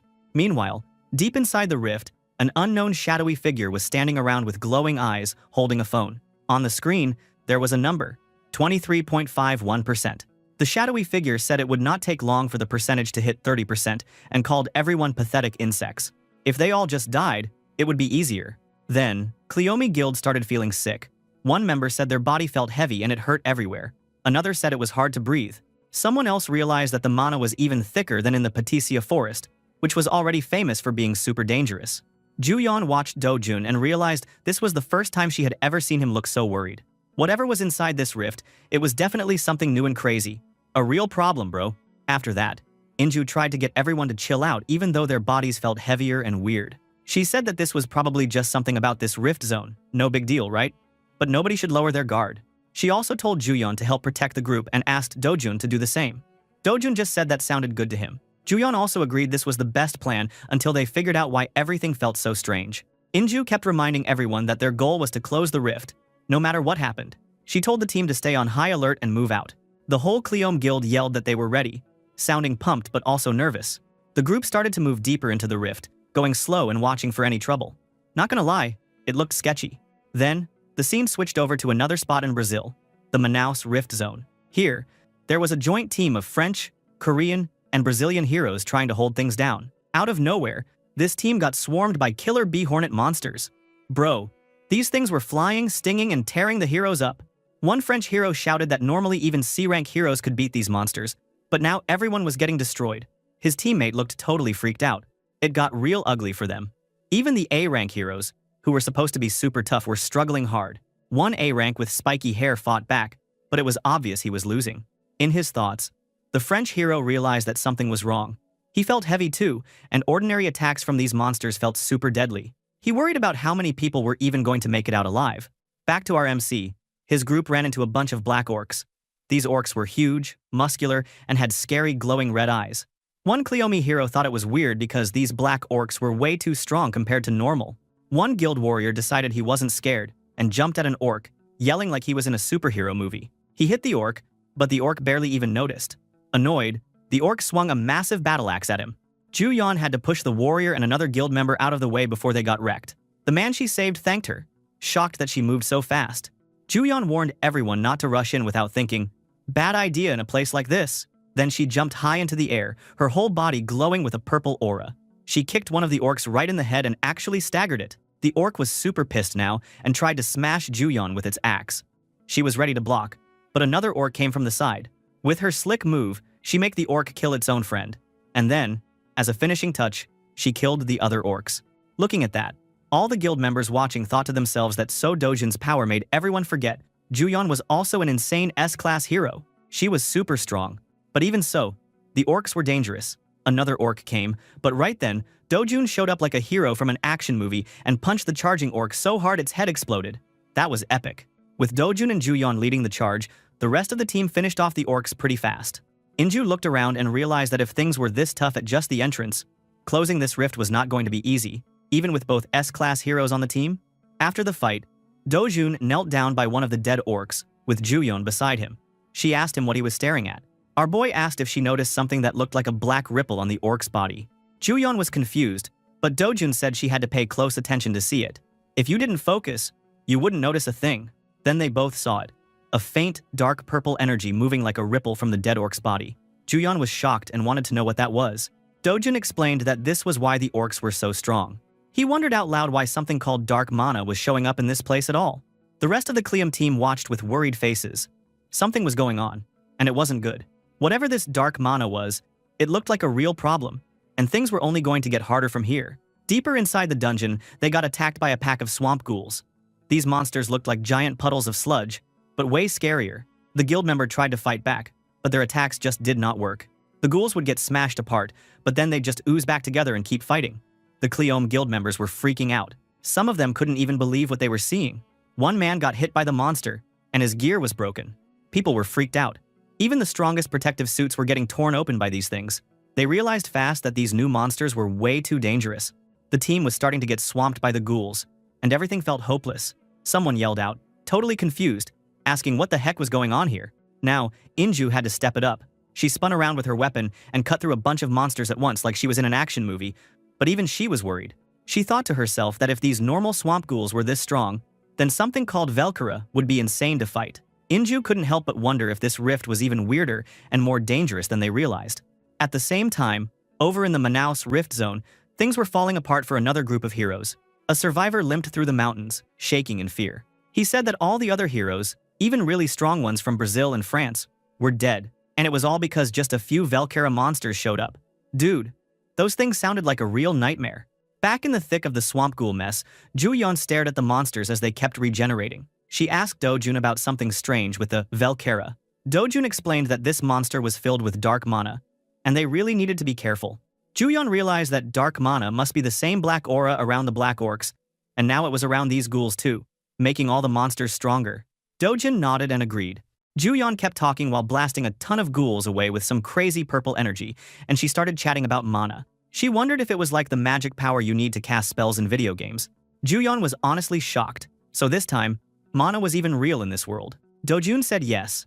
Mana was what separates heroes like her from ordinary people. But just then, a ghoul jumped at Juyeon while she was still thinking. Dojun instantly punched straight through the monster. He thought to himself that a world without mana must have been peaceful. But that peace for Earth was long gone now. Juyeon, still trying to figure things out, made sure she understood that dark mana was like giving monsters super steroids. Dojun said exactly. It was like an athlete cheating with crazy drugs, but for monsters. She finally got it, but wondered how he was so sure about all this. Dojun said it would be weird not to know. After cleaning up the swamp ghouls, Dojun led the group following a special map. They were avoiding all the bad places where Velkara might show up. When they reached a strange cavern, they stopped. Inju said they'd found something. Inside the cavern, there were big webbed cocoons hanging from the ceiling. Some were full of black orcs and killer bees all wrapped up together. Inju explained that these were food cocoons made by Velkara, and they had to watch out because that meant the monsters had to be close. But Dojin said they actually found the dangerous one. And it was a good thing, because it was better to find it first than get attacked later. He pointed to all the cocoons, which were pulsing with some really evil-looking energy. Then he showed off a bit, making a little flame on his fingertip. One guild member asked if he was some kind of mage, because that looked awesome. Dojin explained that this way was dangerous, and then he fired off some small flames at the cocoons. Each cocoon exploded, one after another, lighting the place up with fire. Our MC explained that if Velkara, with all that dark mana, could control all those monsters like evil puppets, if he didn't burn them now, the whole group could get surrounded and get totally wrecked in an instant. So the only plan left was to go hunt down Velkara for real. All the people there were just watching Dojin in silence, totally stunned. Inju kept thinking to herself that, even though this was Dojin's first time in a situation like this, he looked like a pro. The more she watched him, the less she could believe he was just human. One of the other guild members was also freaking out on the inside, like, dang, this guy isn't even human anymore. A bit later, Juyeon couldn't take it and grabbed Dojun by his collar. She straight up asked if he was on his second life or something, because, come on, how could a person act like this? Dojun just repeated, second life? And then had this little flashback in his head. He remembered his past self, all dressed up as a blonde knight with a giant sword. He smirked and told Juyeon that it was kinda similar. Then Dojun switched the topic, asking how far they were from the Rift Core. Inju said if they made it through the jungle, they'd be halfway there.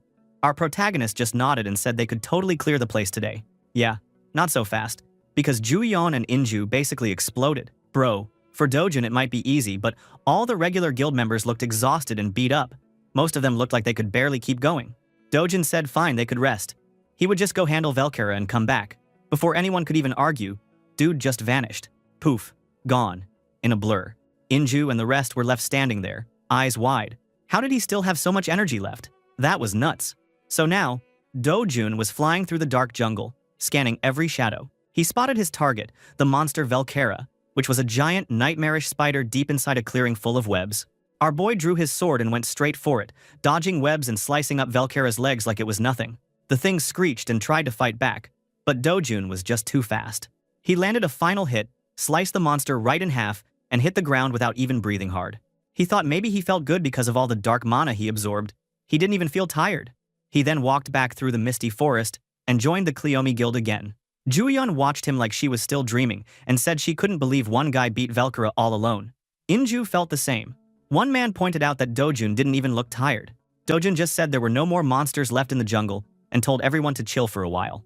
The group made camp, and eventually everyone sat around the fire. Dojun, like always, is roasting big monster steaks over the flames. A guild member asked Dojun if she could try the meat. Dojun just handed him a piece with no drama. Another guy wondered out loud if maybe eating that weird monster meat was the secret to getting strong, like Dojun. He figured, why not try, nothing to lose, right? Then took a big bite, hoping for a miracle. Our protagonist thought to himself that the meat would only fill someone up, but he admired their guts for always wanting to get stronger, even in silly ways. He actually liked that. Then he decided to be generous and made a small, glowing ball of golden energy in his hand. He gave it to the two guild members who ate the meat, and they absorbed the energy. The guild member suddenly felt a rush of energy shooting through his body and was super surprised. The other guy also said he felt it too. Looking at how chatty those guys were, our boy could only smile. Later that night, everyone was looking over a map, planning their next move. Inju said if they kept straight, they'd hit the Rift Core, but because everyone was tired, they should rest up and attack tomorrow. She pointed out that Dojin wanted to close the rift today, but their gear was full, and they were honestly out of stamina. Juyeon said she understood. She joked it would be a lie to say they weren't tired. The dark mana had made all the monsters tougher, and even S-rank heroes like her felt the pressure. Dojin hesitated. His original plan was to take things slow, collect as many valuable materials as possible, including the special blue croco heart only found in Brazil. But with dark mana showing up, things got way too unpredictable. He didn't like variables like this. Something about this dark mana just felt wrong. He poured out a bunch of shiny red gems on the map. He told Inju and Juyeon to grab the gems, go back to the hotel first, and get everyone rested up. He promised to close the rift soon and catch up with them later. Bro, Dojin was about to solo close a rift. Everyone just had to trust that he could really do it. But honestly, who would doubt him after all this? Later, Dojun finished off the last of the swamp ghouls. These monsters were supposed to be crazy dangerous with all that dark mana inside them, but our boy just made it look easy. After wiping them out, he reached into the remains of the final monster and pulled out a big, glowing red mana stone like it was no big deal. A little later, Inju asked if everything was going to be okay, thinking about Dojun. Juyeon was trying not to show it, but she was worried too. She remembered watching Dojun make his last big entrance, just dashing off like a bullet, as if he was born to wreck monsters. Inju admitted she saw it too, and said Dojun still had tons of energy left, more than anyone else. She started teasing Juyeon a bit, asking if she was worried about him. But our girl tried to play it cool. She said she wasn't worried, but honestly, just calling herself the same rank as Dojun, S rank, felt kind of embarrassing. She wondered if anyone else in the world was even close to his level. Spoiler alert, probably not. Meanwhile, in the deep part of the rift, Dojun was absolutely crushing it solo. He fought through wave after wave of super powerful monsters. There were wolf-looking beasts, huge muscle brute monsters, and even some classic giant trolls, but none of them could slow him down. His sword, glowing with energy, cut through everything in his path. The monsters tried to attack Dojun with whatever they had, but their weapons just broke against his fiery moves. He had this move where he cut open one beast, reached in, and took its heart. Dude didn't even flinch. He kept collecting red mana stones too, and his backpack was starting to fill up. He thought to himself that it was kind of wild how much loot he was getting from each monster, but he didn't slow down. He just shouldered his bag and moved on, walking deeper into a forest which was now bright because morning had come. Bro, literally farming this place nonstop. Back at the Brazil Hero Association, things started heating up. In the big situation room, operators were staring at their monitors when suddenly, alarms started blaring. One of the operators pointed out a red alert on the map, right where the Santarém rift was supposed to be. Another operator realized the rift was actually closed. Just like that, the director asked who was there, and someone said there was only one Korean team, the Gillyflower Guild. But then things got weird, because that same guild had literally just checked out of the rift 10 minutes ago. The director started sweating, confused about what was really happening. What actually happened? Well, rewind 10 minutes. Deep inside the rift, Dojun was standing in front of the final boss, a giant twin-head ogre. This beast was huge and had two snarling heads, both of them buzzing with dark purple energy. You could just tell this thing was trouble. But who the fuck is our boy? Of course, he sees this monster like we are looking at some nasty cockroaches. Our boy explained to himself that this was the core. This boss had taken in so much dark mana, it had evolved way faster and got way stronger than normal. The ogre roared, stomped down, and sent a shockwave through the ground. But Dojun just kept cool. He drew his sword, which started glowing super bright, ready to finish this battle. His eyes narrowed. He was about to use the Bandian family swordsmanship, second form, to end this fight fast. Yeah, that poor monster is probably gonna die in one attack. Our boy then jumped straight at the big ogre and started swinging. His sword cut right through the ogre's body. The monster looked down at itself, totally shocked. Dojun told the poor ogre that this was just the beginning. Oof. Our dude was not playing around. He moved super fast, almost like a blur. His flaming sword kept cutting the ogre into smaller and smaller pieces. The ogre's head actually went flying through the air while it was still screaming. Yikes, bro. That was kind of hardcore. When our boy landed back on the ground, he looked pretty chill. Even though he had just turned the giant monster into monster chunks, he was not tired at all. He looked around, gave a big sigh, and put his sword away. The rift now opened in front of him. This fight was easy as fuck. Now, Dojun started thinking, because some weird dark mana, that's like evil magic, was everywhere, things got sketchy. He thought that if the dark mana wasn't coming from the gate itself, maybe someone else was causing it. But who? Dojun had some ideas. Maybe an undead lord or even an imperial lich. Those guys sounded like bad news. But if they were really there, the whole earth should be full of undead monsters by now. Strange, right? So, he had no clue for sure, but he decided that just closing the rift would not fix everything. If someone else was causing this, they needed to find out the truth. After the rift's core was gone, he promised himself that he would get to the bottom of this. He looked super determined, and oh boy, our bro was intense. Meanwhile, in Brazil, things were kind of crazy at the Hero Association headquarters. The big boss there, the director, and he was sitting at his desk, thinking about all the wild reports he had gotten. His assistant was there, looking a bit stressed, and holding a bunch of papers. The director kept thinking it was insane. The expeditions call on teams from different countries to clear the rifts. Even in one spot, they sent 3 nations S-rank heroes all together, but only one S-rank hero made it back alive. But how the fuck did the team from Korea, with only one S-rank hero, close the rift, and all of the team survived? Now that was impressive. The assistant told the director that news was coming in from other places too, but most teams failed and just gave up. He said he would make a full report soon. The director sighed big time. Even though every rift had at least one super strong S-rank hero, the results were kind of depressing. Only one team really succeeded, the one led by Juyeon. But the assistant wasn't even sure if that team was really the one that closed the gate in the end. The director was super confused. He thought the Korean team was the one supposed to close the rift, but the assistant told him that the rift closed after the team came out, which made no sense. The director wanted to know where Juyeon was now, and the assistant told him she should arrive soon. That made the director full of energy. He slammed his hands on the desk and wanted to meet her immediately. Dude was definitely not chill. Anyway, when Juyeon and Inju's group left the rift and arrived at headquarters, Dojun completely closed the first rift, and then he entered a second one. This man was on a roll. Now the gate was located in an empty town square. Everything was ruined, and he was heading for some huge body of water. He thought that, this time, the core was deep under the water, so he told himself, "Alright, let's go." Bro, you could already tell he was going to do something wild again. Somewhere else, at the Brazil Hero Association headquarters, the director was chilling, well, more like stressing out, in his office. He did not look happy. Juyeon sat across from him, very serious. The director asked if he was really supposed to believe what she was saying now. This dude was pretty skeptical. Juyeon told him that if the hero in question was him, then it was possible. She meant Dojun, of course. The director wanted to get things straight, so he asked if Dojun really closed the whole rift zone alone. Juyeon said, maybe he did. That answer did not make things any easier for the director. He started thinking this was super confidential, like not for everyone kind of news. Many S-rank heroes had even died in other places with these rifts. With a stern face, Juyeon told him that if Dojun hadn't been there, she probably would not have made it out herself. The director sighed because he still found it hard to believe all this stuff. Juyeon kept explaining that the monsters in the rift were powered up by something nasty called dark mana. The director heard this and wondered if Dojun was actually stronger than all those monsters, and maybe even stronger than the S-class heroes. Juyeon just nodded a little, like she did not need to say more. But the director remembered more news. He said that in the south, there were reports of some cracks closing. That area didn't even have dark mana yet. Juyeon warned him not to relax. She said the danger levels were on a whole new level this time. The director was curious because she had mentioned that the color of the rift entrance was different, but there was still no real way to check the truth. But still, the best choice is to take everything under control and warn everyone not to enter the purple-colored gate. Then, the director grabbed his phone and told his people to check all the cracks everywhere in Brazil. Right now. This dude wanted to get moving.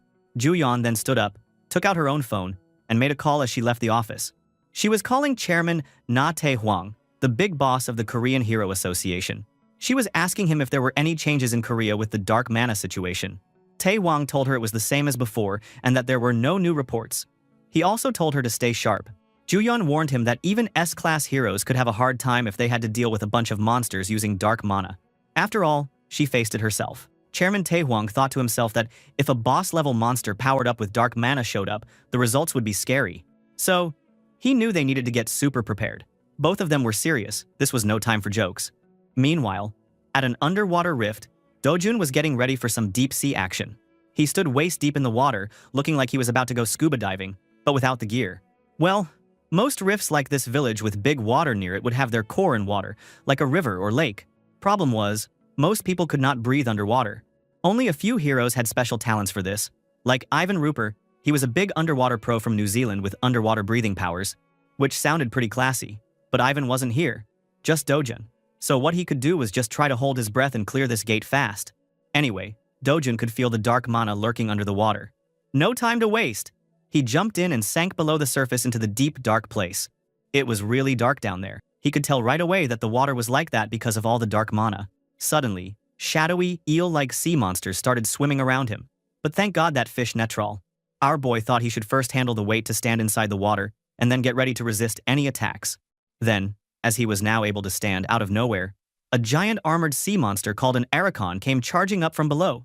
The dude looked like a big problem, especially since it was hyper from all that dark mana. Dojun just clenched his fist and let out a big shout. That punch was hardcore. It smashed the Aracon's armored head into pieces. Just like that. Body parts floating everywhere, dude. But that was only the start. Swarms of insane-looking, red-eyed piranha fish rushed at him. Our protagonist just moved through them like it was nothing, grabbing them and crushing them in his hands, one after another. Bro, if even Ivan Rupert, the underwater hero, would freak out if he saw this. For real. Anyway, Dojun kept fighting like a machine. He punched and kicked his way through the whole team of monsters, making it look easy. All he had to do was move his body, plant both feet, and use his fist at max speed. One by one, Dojun took them all down, cleaning up the place. Then he saw something in the darkness. He stopped and stared. There, in the dark depths, was a giant glowing eyeball with a creepy purple iris just staring back at him. Yeah, he found it, whatever it is. Probably the real enemy boss? Our boy got excited. He realized he was looking at some monster called Acromos, and apparently, this thing was legendary back in his old world. Only a legendary hero ever managed to hunt this thing down when it first showed up. And now, instead of panicking, our MC just got this wild, confident smirk on his face. He thought there was no way he could skip out on a chance like this. Dude was so pumped to fight something this rare. But then, the fight got crazy. A Kramos opened its giant mouth and started sucking in the water like a giant vacuum cleaner. That swirl of dark purple energy was so strong, it was pulling in everything. Fish, water, and even Dojun himself. Our boy had to slam his feet down and fight to not get pulled in. He knew this monster had no real predators, and its main move was to trap enemies in some weird, subspace pocket inside its mouth and eat them whole. Not a good way to die, bro. Normally, he could just punch this thing to death and be done, but Dojun had bigger plans. He wanted that subspace for himself, so he decided to hold back on smashing and try to control it with his mana instead. Easy, right? Nope. The suction was still nuts. He blasted out with a huge wave of golden mana, and all the little fish monsters around him got roasted instantly. But Akramos just kept pulling, and Dojun could tell he was about to get dragged right in. So, the dude changed tactics. He started sucking in all that dark mana from the deep sea, even though his body definitely wasn't loving it. He got a cut on his cheek and everything. Our MC could tell he was pushing himself way too hard, but he decided to go all in anyway. Suddenly, the whole world flipped. His body was too strained, and he was getting sucked into Akramos' vortex. But instead of freaking out, he just powered up his hand with a burst of fiery golden mana. He risked everything and pumped out every bit of his mana. Next thing you know, bam! The scene switched. Now they were outside by a river, bright daylight, and a massive splash of water shot up into the sky. The monster got blasted out, and Dojun followed right after, giving it a brutal kick for good measure. While the monster was flying, our hero reached out and pulled this swirling, galaxy-looking orb of dark energy right out of the monster and into his own hand. Jackpot. That was Akramos' subspace, and he'd just stolen it for himself. The monster hit the river with a huge splash, and everything finally went calm. After that, our boy woke up lying in the grass, looking like he'd just had the world's hardest nap. There were a bunch of white birds chilling around his head, pecking at his face. Dojun woke up with a huge sneeze, scaring all those birds away. He felt a little out of it, but after checking out his hand, he realized his mana was even stronger than before. He figured all the pain was totally worth it, especially since now he had that subspace orb floating next to him. For the cherry on top, Dojun just tossed his stuff, his bag and sword, into the subspace like it was no big deal. He did a big stretch, feeling pretty satisfied with himself, and decided he was done with this place. Time to close the rift and head back home. Our hero stood by the river, watching the sunset and those birds flying off, probably thinking about how nobody else could ever pull off something that badass. Dude really was on another level. Anyway, back to the Korean Hero Association building. Chairman Taewong was chilling in his office, but his whole vibe was just, not happy. His aide came in with some bad news, saying that, even if it wasn't official, people were saying some top heroes had died. That hit the chairman hard, and he started thinking about how they'd just lost some amazing talents. Apparently, these deaths all happened in certain rifts, not everywhere, but still, spooky stuff. The aide was waving a document around, and the chairman couldn't help but think about our boy Dojun. Somehow, this kid had managed to clear out a rift that was supposed to be impossible. Honestly, even the chairman was surprised at how much of a legend Dojun was turning out to be. Now, the aide brought up the whole Brazil situation and Ryoma Takashi's mess. The chairman was kind of happy, saying at least Korea's heroes, especially Ju-yun, were getting all this international hype. But then he got serious, asking if anything weird was going on in the Korean rifts. The aide said nope, Brazil's situation seemed unique, for now. The chairman told him not to get lazy, to keep eyes on everything, every second. Can't blame him, you never know when these rifts will go nuts. The aide admitted he was worried about Dojun, being stuck in Brazil and all.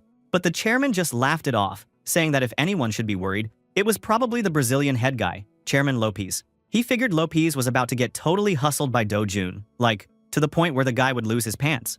The aide needed a second to get that. But then Chairman Taewong just started cracking up, smacking the table and everything. The chairman said Dojun is no ordinary guy. Our hero's reputation? Yeah, even the top boss thinks Dojun is on another level. Jump over to Brazil now. Chairman Lopez was sweating bullets, totally freaking out. He was sitting across from Dojun, Ju-yeon, and Inju, and from the look on their faces, they were not impressed with his drama. Lopez said Dojun was asking for way too much, but Dojun just stared him down, all cold and businesslike.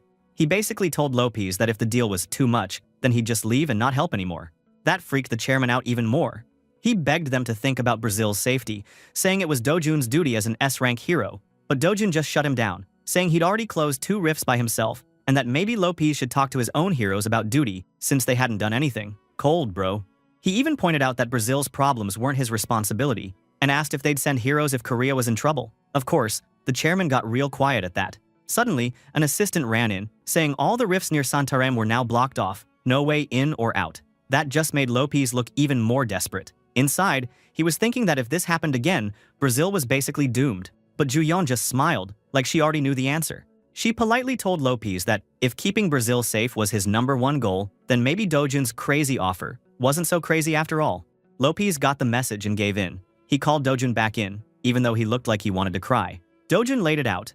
He wanted $50 million for every rift he shut down, and he'd already done 2, so he wanted $100 mil up front. Dude even held up 2 fingers just to rub it in, ice cold. Juyeon was watching all this and thinking that, yeah, if people found out, they might call Dojun greedy. But the Brazilian Hero Association was way too proud to ever leak this story. And even if someone did blab, Dojun was just the type who didn't care what people thought. She actually seemed kind of impressed by that, and maybe a little flustered. For Dojun, inside, he felt like he'd hit the jackpot. He was telling the original Dojun that, with this kind of payday, he could finally keep his promise to build the safest home for their family. To be honest, even Carcelian himself felt good about keeping his word. So yeah, the Brazilian government wasn't happy, but they had no other choice but to pay up and sign a big keep your mouth shut contract. Nobody ever found out about the deal, so Dojun's reputation stayed nice and shiny. Meanwhile, Ryoma Takashi was stuck in the hospital, all bandaged up and probably regretting every choice he'd ever made. There was a big sad funeral at the airport for the heroes who died in the rifts. Dojun and Juyeon showed up in black suits. Dojun had this tiny, confident smile on his face, like he knew he was just built differently. After all, seeing the death of a battle partner is an everyday event he often sees in his previous life. Now, cut to a super fancy hotel restaurant. Dojun, Juyeon, Inju, and the Cleome Guild squad were stuffing their faces. Inju asked if they should hit up another rift together. But wait, why did Dojun look like she didn't want to? Our boy explained he was just thinking of how to make the most money out of the situation. Best farming loot plan? Probably. He came up with this genius plan. While he was clearing one rift, the guild would move to the next one. Then, after they closed one rift together, he'd go close another on his own. That way, they could knock out up to 3 in a single day, and he'd even give the guild a bigger cut of the cash. The guild members were hyped, all cheering and ready to go. Dojun leaned over to Juyeon and told her not to push herself, just keep the guild safe until he showed up. He said she could do it, since she was S rank and all. Juyeon basically turned into a tomato, touching her hair and stuttering. Meanwhile, the other guild members started gossiping, convinced these two were totally dating since Juyeon was so red-faced. Inju got everyone up and moving, telling her squad they'd leave right after lunch. The whole team was ready and pumped. Not long after, Dojun was walking alone through a green, peaceful forest inside another rift. Suddenly, he stopped. Something big was watching him. A massive, jacked-up monster with just one red glowing eye stepped out. Our boy just stared and called it a Cyclops imitation. Instead of freaking out, he shot forward at insane speed, grinning and thinking about making some easy pocket money off this monster. And now, he is flying through the air, ready to smash another boss. Man, this guy never stops. The dude is just a walking flex at this point. Anyway, while Dojun was still in the air, he just swung his fist and smashed that ugly monster right in the face. The monster twisted back, letting out a painful howl. Our boy just landed calmly, staring up at the monster like he was testing a toy and thinking to himself that this one really did have a thick, durable body. He wondered if he should try a different move, so he tried to use his new technique, but the monster got even angrier and lunged at him, swinging a huge arm. Dojun then lifted up his hand, letting dark, star-like energy swirl in his palm. He used his new dimension pocket and tried to see the power for battle. When the monster attacked it, the dimension opened up again from his back and made him punch his own head, like basically moving the monster's hand to attack himself. Dojun watched all of this and just frowned, thinking that this new trick of his was way too wasteful for fighting monsters. Also, it used up way too much mana for not enough damage. Now, while our boy keeps hunting monsters, the Brazilian Hero Association was freaking out. On their big holo map, a red dot vanished. Another rift closed. Everyone started whispering, wondering how this was even possible. Chairman Lopez, the big boss, was sitting at his desk looking like he just ate a lemon. Sour as hell. 8 hours to close a rift? That was insane. He barked at his people to pay up, and his nervous guy in a man bun sent $50 million straight to Dojun's account. Then this guy nearly choked, realizing that at this pace, they might burn through billions in just a few days. Lopez was not having a good day either. He clenched his fist and decided there was no way he could let one dude drain the whole country's bank account. His subordinate asked if they should maybe delay paying Dojun, but Lopez nearly lost it. What if Dojun just stopped killing monsters? That would be a total nightmare. So he came up with a plan. Call every top hero, A rank, S rank, whatever, who was still in Brazil. He said they'd put together a special team, offer a fat reward, and make them race Dojun to see who could close more rifts. Whoever beat Dojun in closing the gate would get $10 million per rift and all the support they needed. And just like that, it was game on. A whole squad of buff, serious-looking heroes got lined up for battle, ready for a showdown. The big question: who could clear more rifts, Dojun, or basically the entire world's hero squad? The news traveled fast. In his fancy office, Kang Yongpyo also got a message from Lopez and started smiling in a way that just screamed trouble. He thought it was about time Lopez tried something, since all the talk about S-rank heroes dying was making everyone nervous. The reward wasn't huge for him, but at least the job would be easier with so many people. Or so he thought. While his team chatted, someone pointed out that Dojun wasn't on the special hero list. Neither was Juyeon or Inju. Yongpyo got all suspicious, asking what the hell was going on, but nobody had an answer. He clearly didn't like it one bit. Meanwhile, back in the Rift Forest, Dojun got a ping on his phone, another $50 million in his account. Juyeon walked beside him, smiling. She explained that the Hero Association was probably getting desperate, so they had called in every hero they could from all over the world. Our protagonist shrugged. He figured the association wasn't stupid, they just wanted to save money and not let him take all the loot. Juyeon teased that Dojun was way too generous for his own good. Inside, though, he was thinking the association was trying to be sneaky, but he honestly didn't care about the cash anymore. He got more than enough money to protect Dojun's family. Also, there was something way more important for him to do now. Just like the association planned, this whole race only made everyone work faster. Both sides, Dojun's squad and the United World Heroes, started closing rifts at lightning speed. Days went by in a blur. The scoreboard kept updating. Some rifts closed by Dojun and the Cleome Guild, some by the World Team. But the World Team was taking hits. Some heroes got injured, a few seriously. Meanwhile, Dojun was out there soloing rifts like a boss, hoodie up, sword swinging, all calm and cool. After a few days of this madness, the poor office staff at the Brazil Hero Association looked like zombies.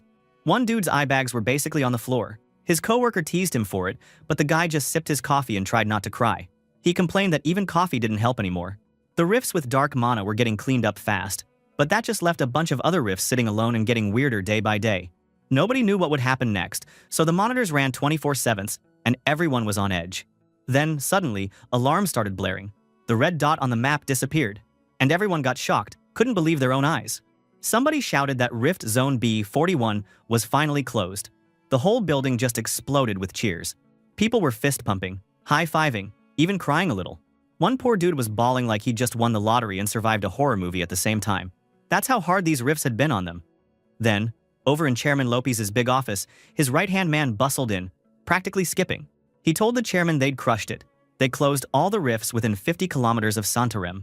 Lopez let out a long sigh, finally relaxing in his chair, and asked if that really meant the emergency was over.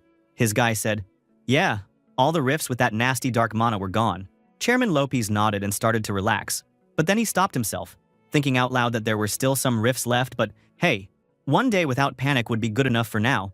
The subordinate had no clue what the boss was on about, but Lopez just got this sneaky little smirk. He said they should throw a party for all the heroes and agents who'd worked their butts off. Honestly, those dudes deserved it. So, that night, the park turned into Party Central. There was steaks sizzling on the grill, fancy people in shiny clothes with drinks in their hands, and a jazz band playing smooth tunes under the trees. Everybody looked like they had just stepped out of a movie. Our hero Dojun rolled up in a crisp suit, with Juyeon and Inju looking like $1,000,000 too. They strolled over to Lopez, and Juyeon told him they were there to say goodbye because they were planning to head back home now. Lopez nearly spilled his drink, totally taken off guard. He stuttered, asking if they really wanted to leave already, and pointed out there were still plenty of rifts left. Shouldn't they finish the operation first? Inju jumped in, cool as ever, and told him their job was just Santarem, so they were done. Lopez looked like he was about to cry, and begged at least Dojun could stay, right? That's when Inju's eyes narrowed. She called Lopez out, saying he just wanted Dojun to stay, and turned to ask our boy what he thought about all this. Dojun, like always, barely showed any emotion. He just said he had already made enough money and got some rare monster parts, like the blue Krako's heart, so maybe he'd just leave. Looking at Juyeon's reaction, Inju teased her a bit. Juyeon must be feeling bad and don't want to leave Dojun's side, right? Juyeon blushed and stammered to say it's not that. But thank God, Dojun leaves and Lopez seems rejected. So our boy must be back to Korea, right? But before Juyeon could take a breath, that brat came to another woman. He was talking to Gloria Tyler, straight up looking like a movie star. Inju spotted it right away and nudged her friend, telling her to go see what kind of secret meeting was going on over there. Juyeon just stared, saying it was a crowded party, so there couldn't be any secrets. But Inju got all fired up, saying that with a beauty like Gloria in front of Dojun, he wouldn't notice anyone else. If Juyeon didn't move, she'd lose him for sure. Not wanting to lose her crush, she decided to move closer. But suddenly she could hear the conversation, and Gloria said this was a good chance for Castle to, well, do something. Hearing that, our girl wondered what she meant. Wait, it wasn't something weird, like them living together, right? In the end, Gloria handed Dojun her business card and told him to contact her anytime if he wanted. Juyeon couldn't help but think that Gloria was seriously pretty. But Dojun's face was still in his famous poker face. Wait, was she actually jealous? She couldn't believe she was even thinking that. Girl, just confess, or another girl will steal your man. Anyway, Dojun suddenly asked Gloria for a favor. He told her about the gold market, this famous global event held in Las Vegas, and asked if he could get an invitation. Gloria just smiled and said there was a small catch. Dojun had to visit her house a week before the event. Hearing that, Juyeon's brain just short-circuited. In her mind, she pictured Gloria waiting for Dojun in a nightgown, and she started to panic. But of course, trouble had to show up. Kang Yongpyo, the world's most annoying S-rank, walked over, smirking like he was the star of his own show. He said it was a great sight, really great. Korea's top beauty and America's top beauty standing with the mysterious hero? That was a whole vibe. He totally mocked Dojun, saying he had a flower on each arm and that it must feel like he had the whole world. Yongpyo's eyes narrowed, all menacing, and our MC tensed up inside. Something was about to go down, and even Juyeon could feel it. She thought this was bad news. Suddenly, Yongpyo let out this huge fake laugh and told Dojun not to be so nervous, acting like he wasn't planning anything. But then he dropped the act and said he just wanted to introduce someone, a friend. That's when Ryoma Takashi showed up, looking like he wanted to kill someone, still with his broken hand. Dojun's eyes went sharp, ready for whatever came next. Why this fucker came here again? Anyway, Juyeon, standing with Gloria, looked surprised and a bit worried. She wondered how Takashi got out of the hospital already. Daniel Lopez, the guy running the party, was watching all this go down from a distance. He was stressed, like super stressed, because he didn't want Takashi to meet Dojun again. He kept thinking this was the worst timing ever. So, Dojun and Takashi locked eyes. Our boy gave him a little smirk, acting all calm, and asked if Takashi's body was feeling better now. Takashi smirked right back and said that, thanks to him, he had a very unforgettable experience. Bro, the tension was insane. Chairman Lopez, trying to play peacemaker, went up to Takashi with a worried smile. He told him that he hadn't invited him because he thought it'd be too much, but now he was relieved to see him up and fine. Then he tried to guide Takashi away, talking about a comfy sofa. You could tell Daniel was just trying to avoid a fight. Yongpyo was watching all this from the side, looking annoyed at how the chairman was ruining his fun. But then he turned back to our hero, Dojun, with that annoying smirk on his face. This guy really thinks he's the main character or something. But Yongpyo, being the snake he is, started poking at Dojun, asking if Takashi ever got an apology, saying he deserved one since he was the one who got hit. Man, this guy was trying to start something for sure. Our MC was not about to play nice though. He clenched his fist, and you could see he was trying to keep it together. Juyeon and Gloria just watched, both looking worried, like they knew something explosive was about to happen. Then Dojun called out to Takashi, his voice hard. He said that Yakuza were trash, straight up, no filter. The dude's eyes even started glowing red, and the whole party went silent. Everyone was shocked, even Juyeon, who thought what the hell was happening. Takashi couldn't believe what he'd just heard. He was shaking with anger and maybe a little fear. But somehow, he only said, of course, the Yakuza were trash, that they only made things worse for society. He also called them garbage, right in front of everyone. Chairman Lopez freaked out, grabbing Takashi's shoulder and begging him to calm down. But it was too late. The whole party was watching. Suddenly, he played some kind of voice note from his phone. From there, people could hear two men talking. It was Yongpyo and Takashi himself. Yongpyo told him they should hurry up and do what they talked about before. Takashi was confused and asked what he meant, and Yongpyo reminded him there was someone in Brazil they needed to take care of. Takashi tried to remember, and then Yongpyo just said it, so Dojun. Some of the other guests were freaking out at this point. The recorded voice kept talking about how they could handle Dojun inside a rift, and then he started making even grosser comments, saying maybe he'd try to hook up with Gloria or Juyeon in Brazil. Dude, this guy is the worst. Gloria just watched with her usual cool face, while Juyeon looked totally disgusted. Yongpyo laughed like a creep and said he'd see them in Brazil. Yeah, he was dead now. Our boy Dojun was watching all this with a smile. He thought to himself that the lynx's eyes he got from before really had a huge effect. He looked at Yongpyo and decided that this idiot had picked the wrong enemy. He promised in his head that from now on, he was going to make Yongpyo's life hell, slow and painful. For a second, people saw Yongpyo sweating like crazy, looking terrified, but then he forced a nasty smile back onto his face. In his head, he was blaming Takashi for messing up his big plan. He got so angry and said if Takashi kept running his mouth, worse things would happen. Before anyone could blink, he attacked Takashi. There was a crazy shockwave, and Takashi went flying, coughing up blood, his eyes wide with shock. There, the bastard tried to run away. So Chairman Lopez screamed at his men to catch him, and his security team rushed in. Juyeon watched all this, her face super worried. She tried to call after Dojun, saying they had to catch Yongpyo fast. But looking at how our boy doesn't care at all, she even asked why he didn't even try to catch him, since he could have stopped all this with his power. She was frustrated, wondering why our boy hadn't done anything before it went down. But Dojun just walked away in silence and smiling, without giving her any answer. Later that night, the news exploded. The whole world heard about what happened. Korea and Japan were in total shock. Nobody could believe it. The hero associations and governments tried to hide, hoping people wouldn't freak out, but the media was all over the story. They kept digging up dirt on Yongpyo and Takashi, exposing their past for everyone to see. Meanwhile, Chairman Heeju was in her office, absolutely losing it. She smashed a pot on the floor, screamed at the idiots she blamed for ruining everything, and she was so mad that she looked ready to explode. She was officially losing her mind. The woman was smashing stuff with a golf club, screaming words even I probably shouldn't repeat. Glass everywhere, papers on the floor. It looked like a tornado hit her fancy office. Outside the door, her poor assistant, Manager Lee, looked like he wanted to run for his life. The bitch screamed for him to get inside, and man, he just flinched and walked in, shaking. She sat down and asked what happened to Kang Yongpyo. Manager Lee, sweating bullets, explained that Interpol and the World Hero Alliance were after him, but nobody caught him yet. Chairman Heeju just looked even more disgusted. She called him a trash and said she hoped he died while trying to escape. Then she asked if they cleaned up the mess, if the tail was cut. Manager Lee explained quickly, saying they erased all the records, his accounts, his contacts, even the CCTV. He then tried to ask if something was bothering her, and next thing you know, she chucked her phone at him. Dude almost dropped it but caught it at the last second. She told him to check the recent message. Manager Lee read out some creepy text from a number with no name, saying to cooperate or the sender would spill everything. He asked if it was Yongpyo, and what kind of deal the guy wanted, but Chairman Heeju didn't care about that. She lost it, slamming her hand down and yelling that the real problem was that they were already tangled up in this mess. Manager Lee just looked like he was going to faint right there, thinking to himself that if he got dragged any deeper, he was totally screwed. But when he wanted to get out, there was an old man waiting, and Manager Lee's eyes nearly popped out of his head. Standing right in the doorway was So Gyung-chol, Chairman Heeju's father-in-law, and the guy was not here for fun. His eyes glowed red, his face was all business, not the kind of grandpa you want to mess with. Manager Lee just bowed and stammered, then ran away because he wanted to stay alive. Inside, the bitch was on her knees, shaking like a leaf. She looked up at her father with her voice trembling. She tried to say something, but he just slapped her across the face. Hard.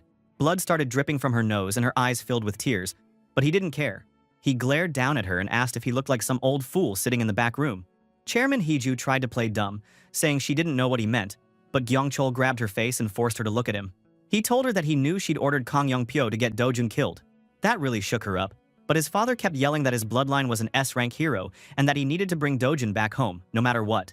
To be honest, he couldn't stand P Group acting cocky with just one hero, Jang Song-ho. But now, with all this drama, he felt like the heavens were on his side. Dude was even laughing to himself. But then he turned back to Chairman Heeju, all serious again, and said they'd have to decide how to deal with her screw-up. The bitch just looked desperate. She knew she was in trouble now, for real. Yeah, you deserve that. I hope you and your fat pig daughter will end up in some jail or on the street. Anyway, inside a fancy private jet, our boy Dojun was chilling with his arms crossed, looking super relaxed. Behind him,